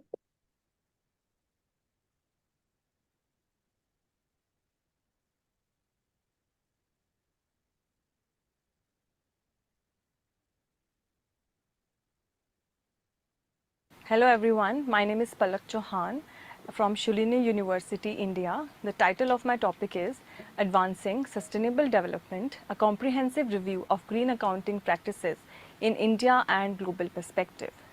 Starting from the introduction, countries around the world are moving towards how to develop economic activities that prevents environment damage with the efficient use of natural resources.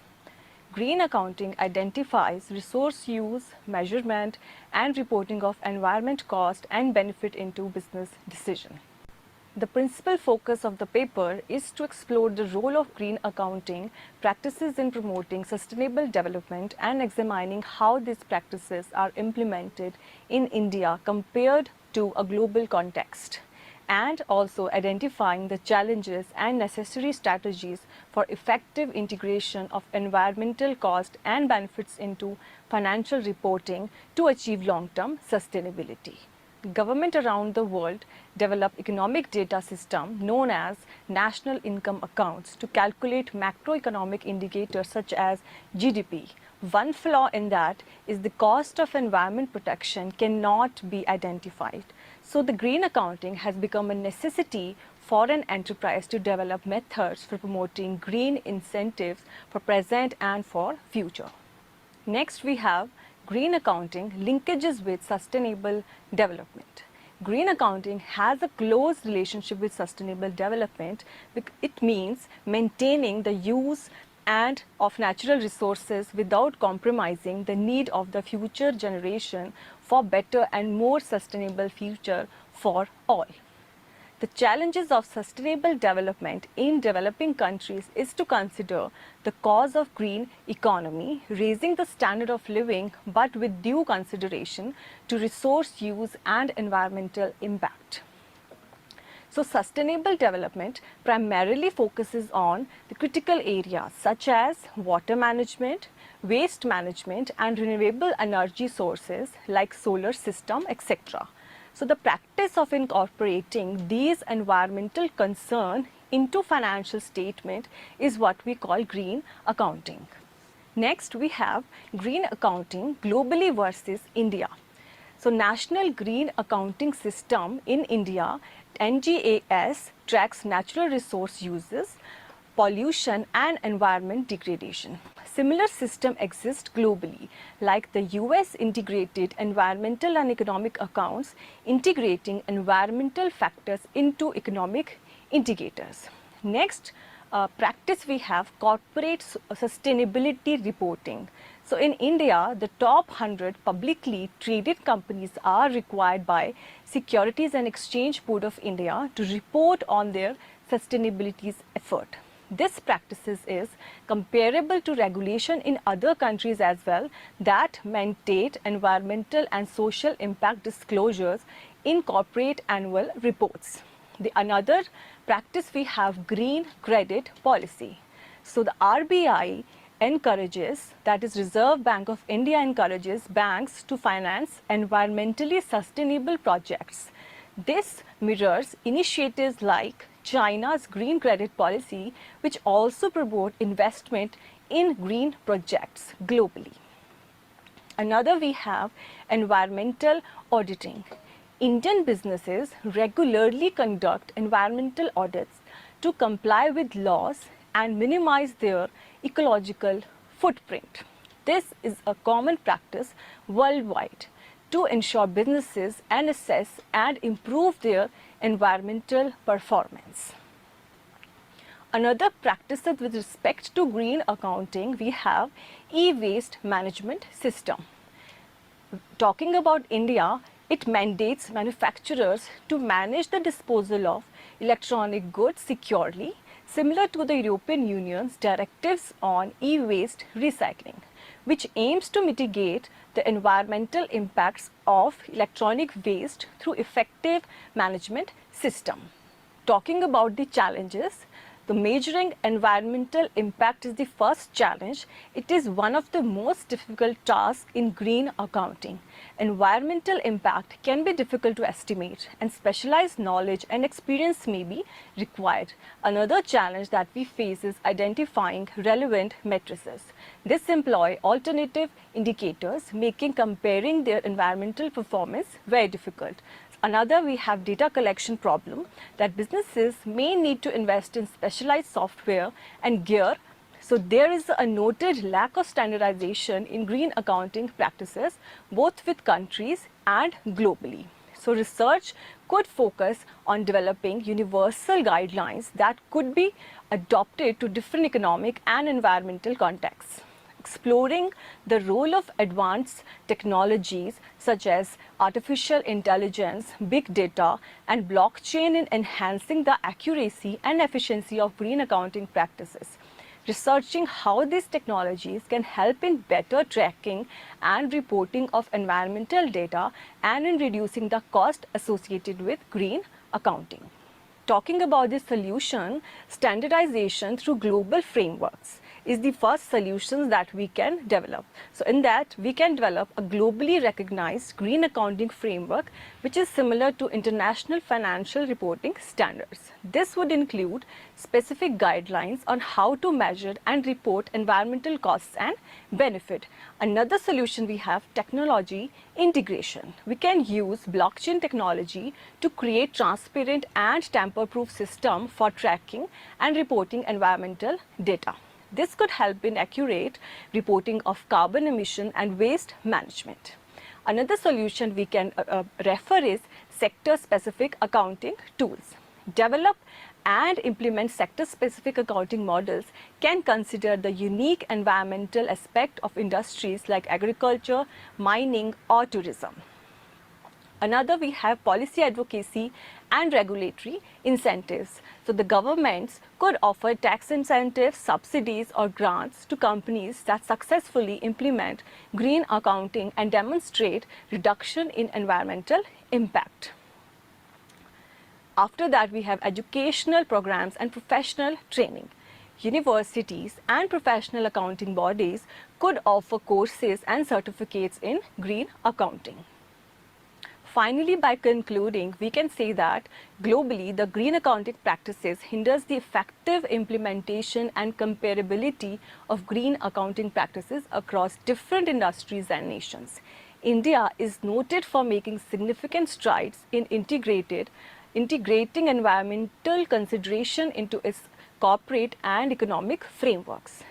This paper emphasizes the importance of international cooperation, regulatory support, and increased awareness and education in green accounting to achieve global sustainability goals. Thank you very much.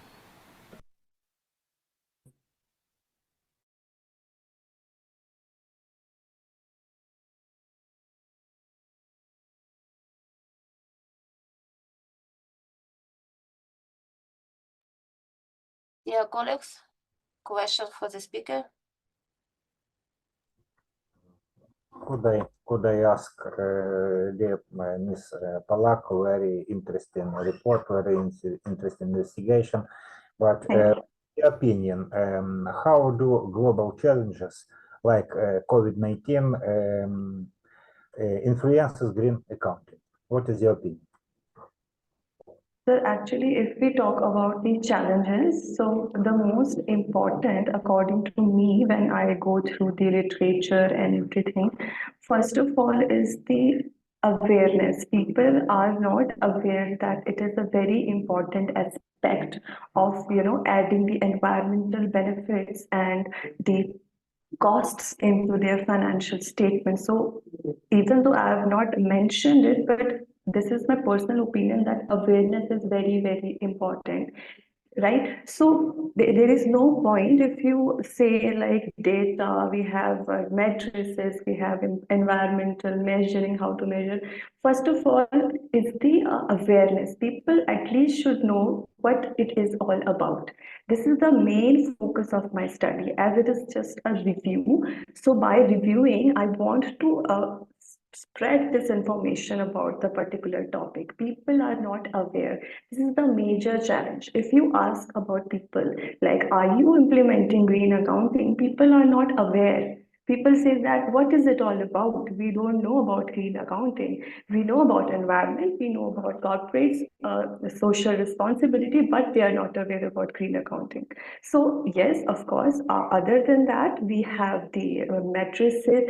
We don't have alternative indicators, like how to actually measure the environmental cost and benefit. There is no standardized that is being followed worldwide. If we have that particular standardization, that would be a really great help for the world, I would say that. Thank you. Thank you. Another question. You say about measurement of environmental impact, but what tools do you propose to meet this aim? First of all, we need to make a proper systematic. Like, we have to include, like, are we adding energy resources? Are we adding waste management? So for that, I would suggest sustainable development tools that we have, like energy, waste management, water management. So we can, it takes a lot of time and energy, I would say that, but sustainability and green accounting together can make a huge impact, and that would be a great solution for green accounting. That's my personal opinion, and that's what I have proposed in my studies.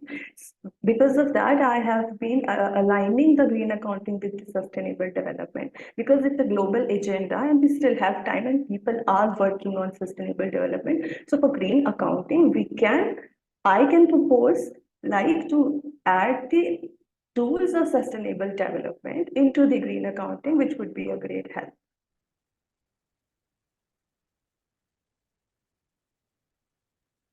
Thank you. Thank you. Dear colleagues, question? No question? No. Thanks. I invite the others team: Alla Polyanskaya, Volodymyr Martinets, Vladislav Psyuk, Yuri Kashenko, Anastasia Maximchuk.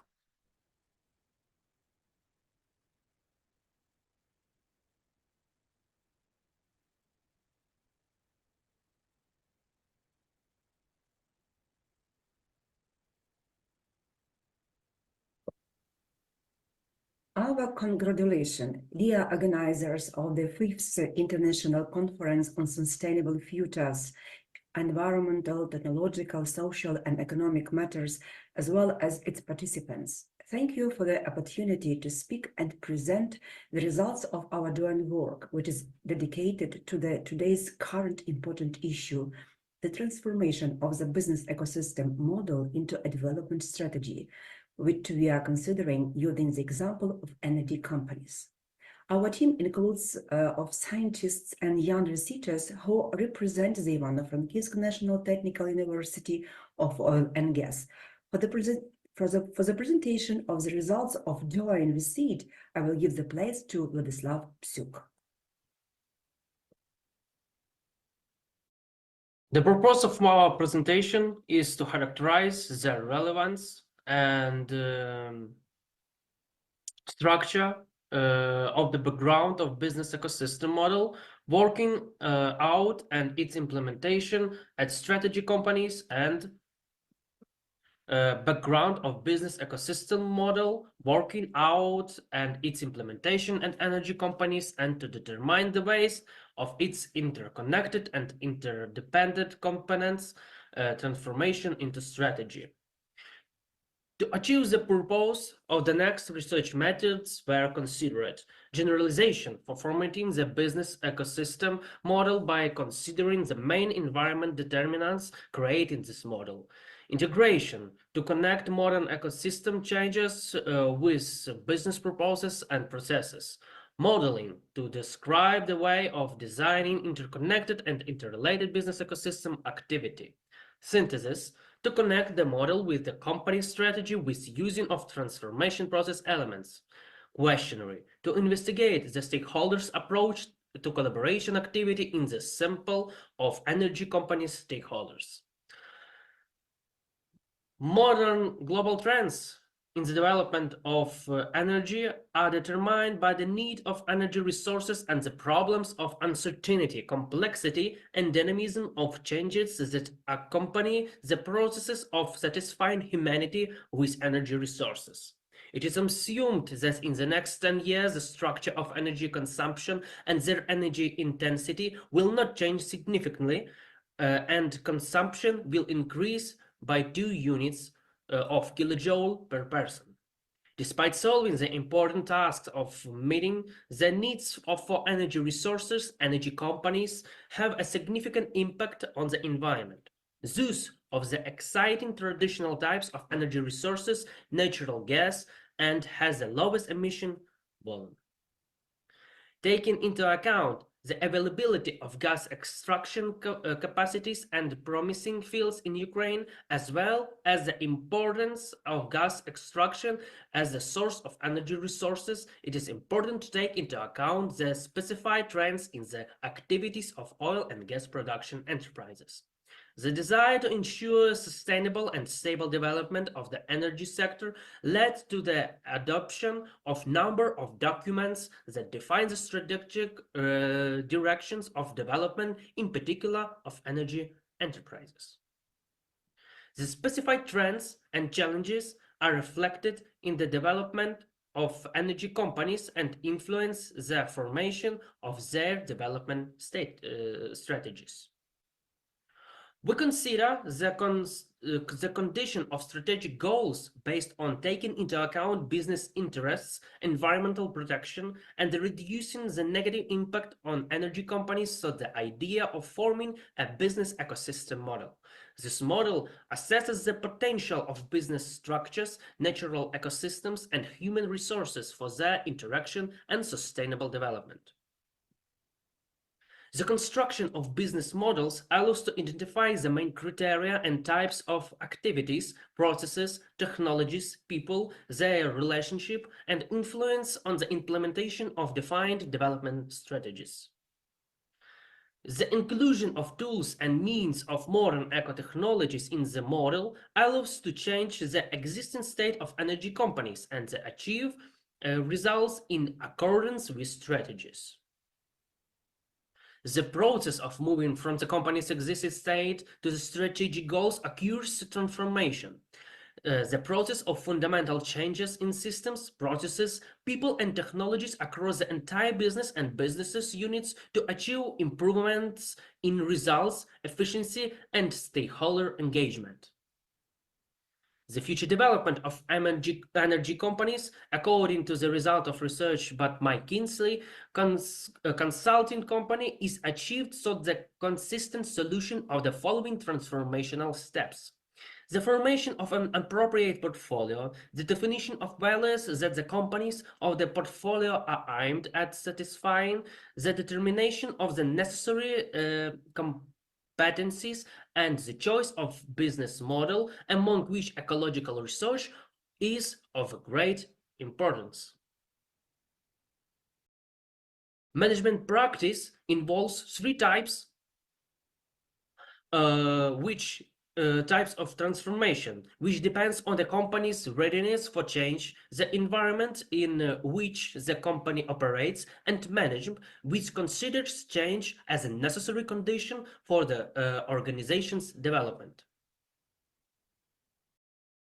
We offer to consider the experience of the Ukraine gas extraction energy company, which is engaged in a gas extraction. The company implements and plans to expand measures that are provided in the field of main and auxiliary activities and are aimed at reducing CO2 emissions, waste management, so the implementation of the concept of green logistics, achieving energy efficiency and energy saving.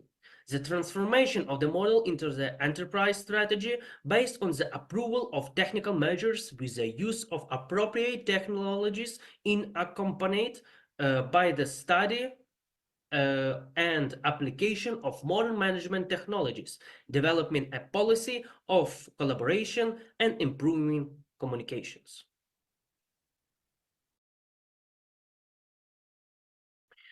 The question reveals that on collaboration perception by stakeholders could be used in transformation, and the main issues necessary to align with the collaboration are inherited from the current perception of people, representing the entireness during the realization of business contracts. And getting results can help to create an environment and conditions for collaboration. Namely, 61% of representatives tend to require responsibility in the process of collaboration. Teamwork is leading when interacting with stakeholders. At the same time, 11% of respondents do not have a clear strategy of interaction with stakeholders. On the question, how often do you collaborate with stakeholders, the most answers indicated the condition when it's needed. It's 55%. 11% of respondents indicated the need according to the one-time concluded agreement, and 17% of them constantly support relationships with stakeholders. Thus, we can conclude that collaboration isn't considered as continuous process, but mostly at once time action, and this requires appropriate policy of collaboration formation. Evaluating trust in cooperation with other enterprises, it was determined that 50% of respondents are inclined to test previous experience. Thus, the results of the survey allows us to identify issues and directions for the future development of the prerequisites for transformation, such as the willingness and ability of stakeholders to support changes and facilitate their implementation. The expected results from the considered tools for transforming the model into a development strategy are changes in the worldview of both managers and executives regarding the needs to solve business tasks, taking into account environmental factors and the growing role of people in solving this task.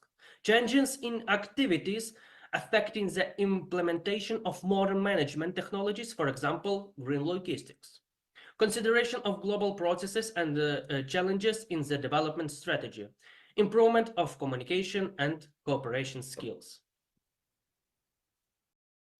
The proposed recommendations can be used by enterprises of various industries that aim to improve their activities in accordance with the strategic goals that take into account energy, efficiency, safety, and security issues. Thank you for your attention.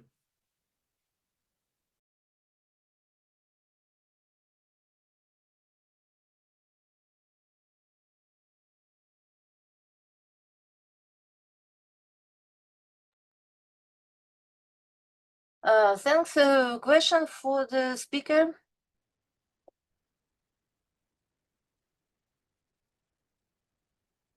No question. We thank the authors and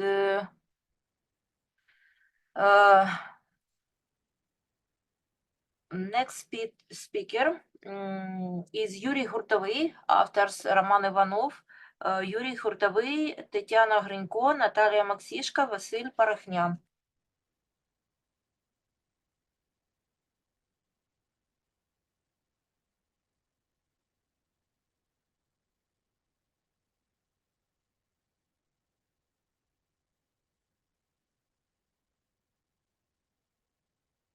Dear participants and colleagues, we are grateful for the opportunity to participate in the 5th International Conference on Sustainable Futures. Our article is entitled The Influence of Organic Agriculture Development Processes on the Country's Economic Security Components. The country's economic security is inextricably linked with its environmental security because increasing competitiveness and ensuring balanced growth must occur without worsening the ecological situation and environmental pollution. It is a key priority for Ukraine, whose economic and ecological potential is significantly undermined by full-scale war and the consequences of the COVID-19 pandemic. One of the significant principles of countries' post-war reconstruction and green growth is organic production. According to scientists, organic production is one of the most promising areas of the agricultural sector and a vital component of the country's food security. Moreover, part of Ukraine's agricultural land is under temporary occupation or is subject to Russian attacks, so the most rational use of available agricultural land is necessary even in the current period. Thus, organic production is a priority direction in the development of agriculture, which has an impact on the state of country's economic security. Our research should have provided answers to the following questions that you see on the screen. The purpose of the study is to analyze the impact of the development processes of organic agriculture on the components of the country's economic security defined by methodological recommendations of Ukraine's Ministry of Economy. Determining the directions of influence will allow us to assess the role of growing organic crops and livestock products in the context of the post-war green reconstruction of the country. The research uses the office method, traditional information target, correlation and regression analysis, and economic and statistical processing of data arrays. It creates the possibility of using a wide range of materials in different areas and periods. The research materials are statistical data from the State Statistics Service of Ukraine, the National Bank of Ukraine, and the Research Institute of Organic Agriculture, FIBL, as well as official documents and reports of the European Commission. According to the methodological recommendations for calculating a country's economic security level, organic agriculture does not have a direct impact on the economic security state. It is not represented in methodology by such specific indicators as the area of agricultural land with organic status or its share in the structure of land resources, the volume of export, import, and retail trade of organic products, or the indicator of their consumption by one person in value terms. Despite the lack of direct influence on the country's economic security, organic agricultural production indirectly affects its components, which are discussed in the article. The transition from traditional to organic production involves updating the main assets, premises, structures, tools, long-term biological assets, in order to create special conditions for growing and storing agricultural products. Based on this, organic production reduces the degree of wear and tear of fixed assets in agriculture, which is one of the indicators of industrial security. The analysis of dynamics based on average annual growth rates shows that while the rate of wear and tear in the economy is decreasing annually by 2.72%, in agriculture, on contrary, it is increasing annually by 2.34% from 32.6% in 2011 to 41.1% in 2021. In the context of economic security, this trend may lead to a gradual transition from the optimal and satisfactory state of the industrial security indicator to an unsatisfactory state in 2030, crossing the threshold value. One of the state agricultural policy measures could be to stimulate the enterprises' transition to organic production that have a critical level of wear and tear for economic security with the help of financial or other instruments of state support. Another indicator of industrial security which is subject to indirect influence is the yield of the main grain and leguminous crops. Since 2015, the yield of corn has gone beyond the optimal limits and is excessive, and in 2021 it has reached an unsatisfactory level in the context of economic security. Overharvesting is often a sign of reduced biodiversity, greater use of pesticides, fertilizers, and water, disruption of soil's natural balance, and depletion of its nutrient reserves. Organic agriculture, in turn, has the opposite influence result. It helps to preserve soil and water resources, reduce greenhouse gas emissions, promote sustainable use of land resources, and therefore reduce overyielding. Based on this, stimulating the transition to organic crop production of corn producers with a critical level of wear and tear of fixed assets will reduce the excessive yield of the crop and renew the enterprise's fixed assets. Moreover, a decrease in the production of corn will reduce the supply in the domestic and foreign markets, which, under the condition of constant demand, will lead to an increase in the producer's income. The development of organic production and consumption of environmentally friendly products has a positive effect on life expectancy at birth and therefore improves the demographic security level. Although there are only minor differences in the nutrient composition of organic and conventional foods, in the article highlighted that organic food consumption can reduce the risk of allergic diseases, overweight and obesity. Firstly, due to the limited use of pesticides in crop production and antibiotics in livestock production, their negative impact on health is minimized, especially the emergence of human resistance to antibiotics. According to the Public Health Center of Ukraine's Ministry of Health, the number of infections that cannot be cured by antibiotics is increasing as a result of antibiotic resistance. According to WHO, antibiotic resistance is one of the 10 biggest threats to humanity. And as early as 2050, antibiotic resistance could claim up to 10 million human lives annually. In addition to the production and demographic components of economic security, organic agriculture has an impact on indicators of foreign economic security, investment and innovation security, macroeconomic security, food security, social security, and financial or currency security.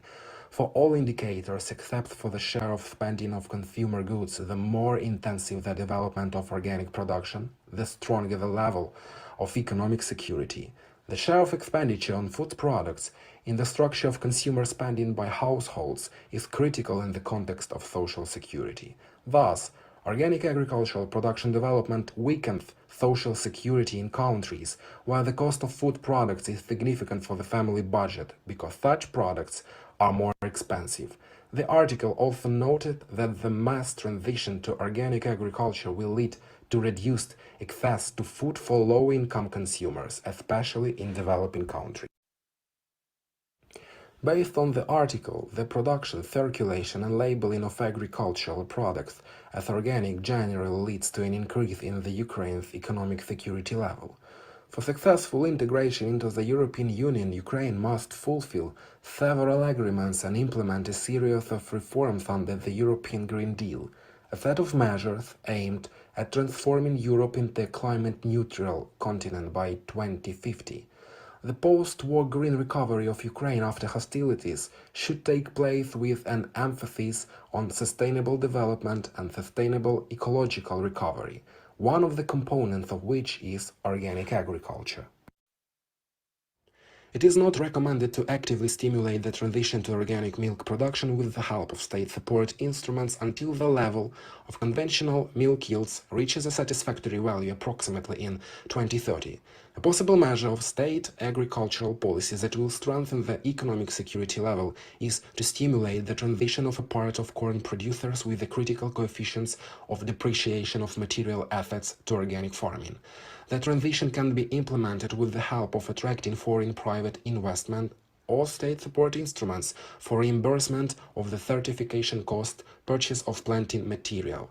In low-income countries where the cost of food is significant for the family budget, the development of organic crops and animal farming significantly weakens the social security level. Based on this, the transition to organic production in developing countries, notably Ukraine, should be gradual and not limit the population access to quality and relatively cheaper food products. In further works, it is possible to reveal in more detail the impact of the consumption of organic products and emissions of greenhouse gases or ammonia on life expectancy of the population, or the state of demographic security in general. Such research should be strengthened with relevant calculation and analytical paragraphs, which will include correlation and regression models. In addition, it is recommended to compare the development of organic production in Ukraine and European countries, identifying the actual problems that hold back development processes and determining the condition under which organic product consumption can be approximated to European indicators.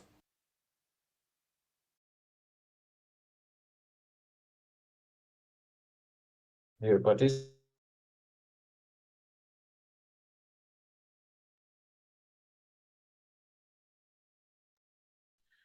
Dear colleagues, question for Yuri Hurtовый.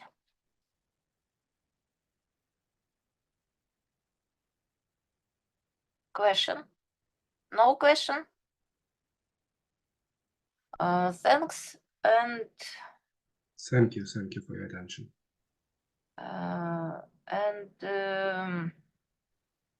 I invite the other team, Denis Verba, Andriy Katenok, Daria Katenok.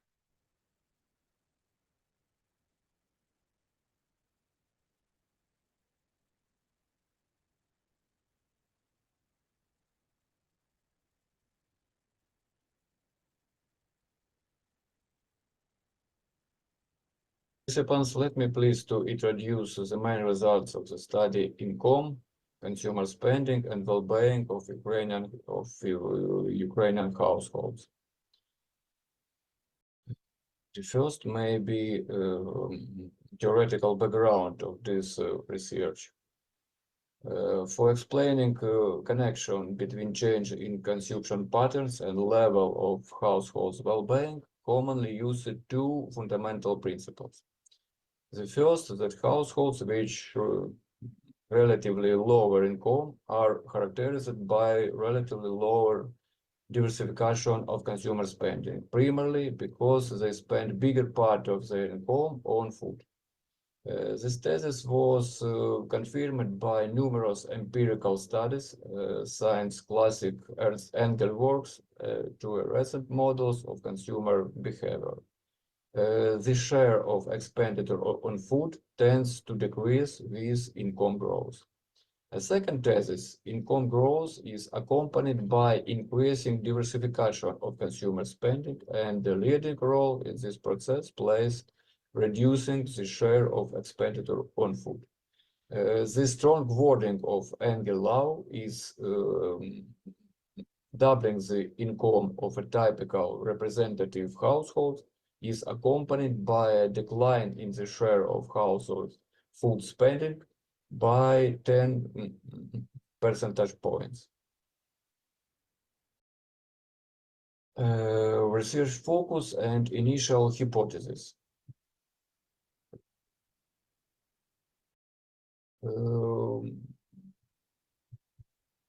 Maybe regularities mentioned above have received strong empirical confirmation for cases of long-term growth of average households' economic well-being. Unfortunately, Ukraine in the 21st century shows an example of long periods of income stagnation for a significant part of households. Accordingly, the initial hypothesis of our study was that the laws that confirmed regarding to the long-term growth of a real income could not serve as a reliable guide for explaining the national model of consumer behavior in conditions of long-term stagnation of income, especially in case of a significant reduction in the well-being of a large part of the population. And used methodology. We use it for modeling with simple linear additive function, the first element of which is close to the working function, and the second element is a very simplified replacement of Taylor-proposed mathematical tools term for incorporating the relative price into the working model. Proposed approaches differ by using the cumulative rate of growth of consumption amount as a dependent variable. Thus, cumulative rate of total spending and relative price growth were used as explanatory variable. according to calculating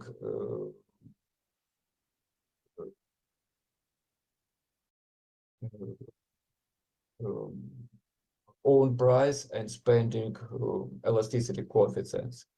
For estimating real quantity of commodity consumed, own price elasticity and its total consumer spending elasticity, we have calculated corresponding coefficients for all commodity categories.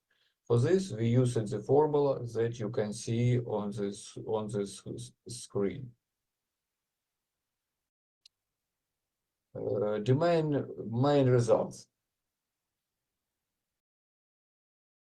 The higher total expenditure and own price elasticity of real quantity food consumed indicates the consumption patterns of Ukrainian households are very similar with the low-income countries. The first column, total spending elasticity, directly indicates a low level of satisfaction even the basic needs of Ukrainian household, and as a result, minimal opportunities for households to allocate own resources of consumption on consumption of commodity groups, which are more related with improving the educational level and healthcare quality, increasing of access to modern communication and integration into the mechanism of social interaction. Second column, own price elasticity, indicates how households' vulnerability on fluctuation in relative price and incomes. Even minimal adverse change in market conditions or deprivation from government programs of social assistance leads to a significant threat for an acceptable lifestyles, for ability to improve on social status. And as a result of our calculation was obtained such classification of main commodities by total spending elasticity. And according to the coefficients of income, total spending elasticity of consumption obtained in our article, we have the following classification of commodity categories, as you can see on the screen. The classification of such important goods as healthcare into low quality goods is a fundamental difference of the Ukrainian model of consumer behavior, and in our opinion, it indicates a clear insufficiency of the available resource of most households for normal interaction with institutions that provide paid medical services.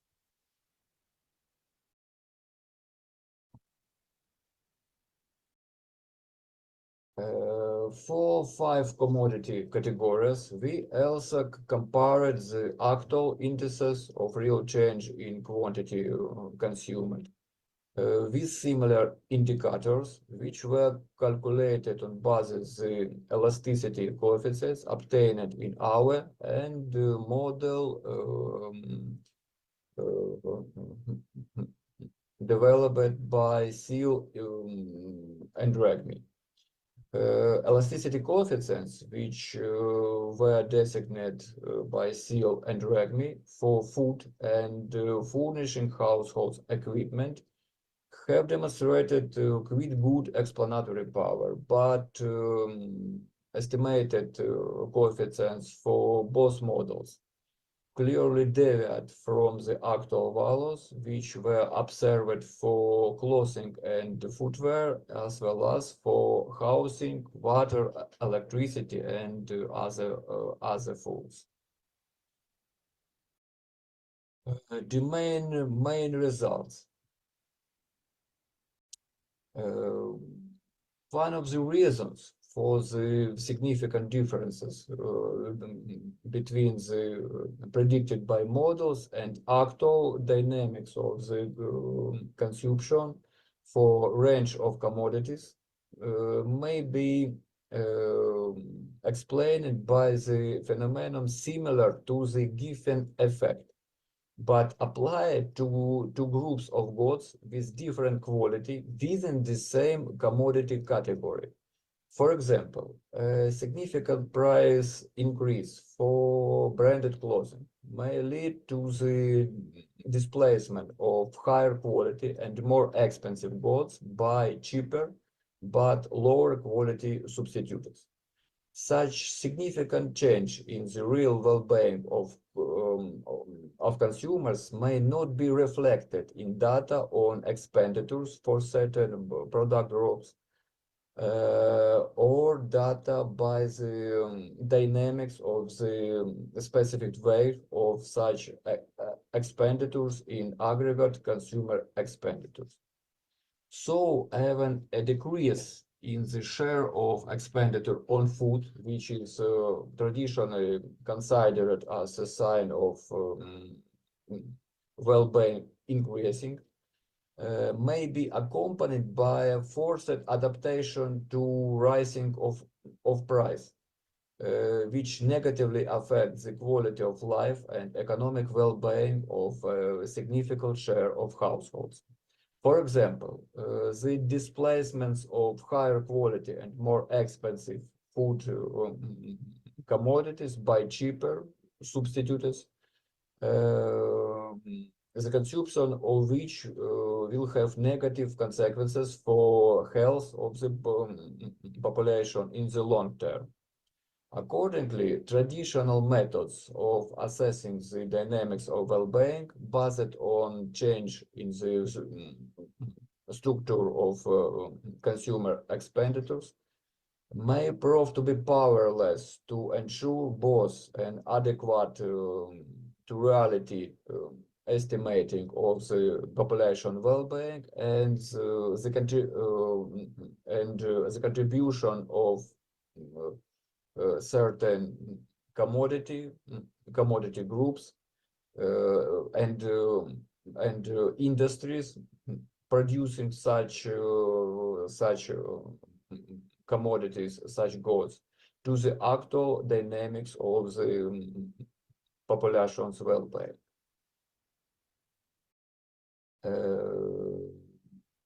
And to solve the mentioned problem, we propose the following directions of the common approach to analyzing the structure of consumer spending development. First, supplement the analysis of and modeling of the consumer spending structure by analysis using indices of the real size of consumption, combined with localization of causes affecting fluctuation in relative prices by commodity groups. It should create preconditions to clarify the contribution of a certain industries and commodity groups in the observed dynamics of consumer well-being.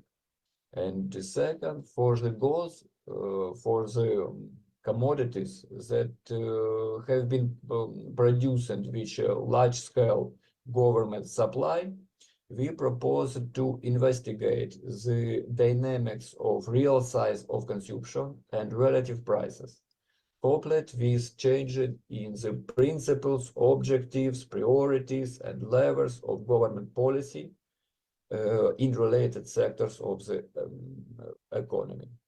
It should promote to clarify the evaluation of government programs, taking in account the rate of growth, consumption, and availability of goods and services for different groups of the population. Thanks for your attention.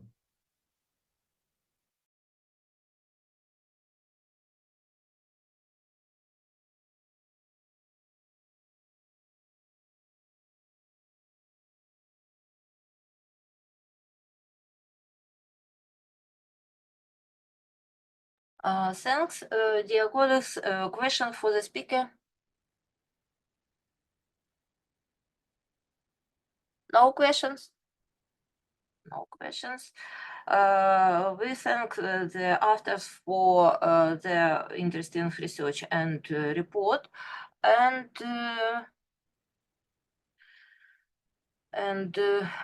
I would like to invite Hasiba Salihi to make a presentation.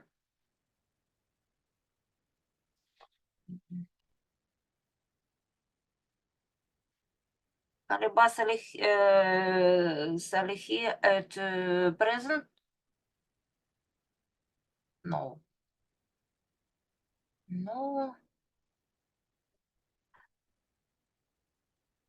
Dear colleagues, our program has ended. Thank you all for the interesting presentation and discussion. I invite everyone to ICSF 2025. Thanks. Goodbye. Thank you. Goodbye. See you later. Thank you. Goodbye. Bye-bye. Thank you. Goodbye. Thank you. Goodbye. See you later. Bye.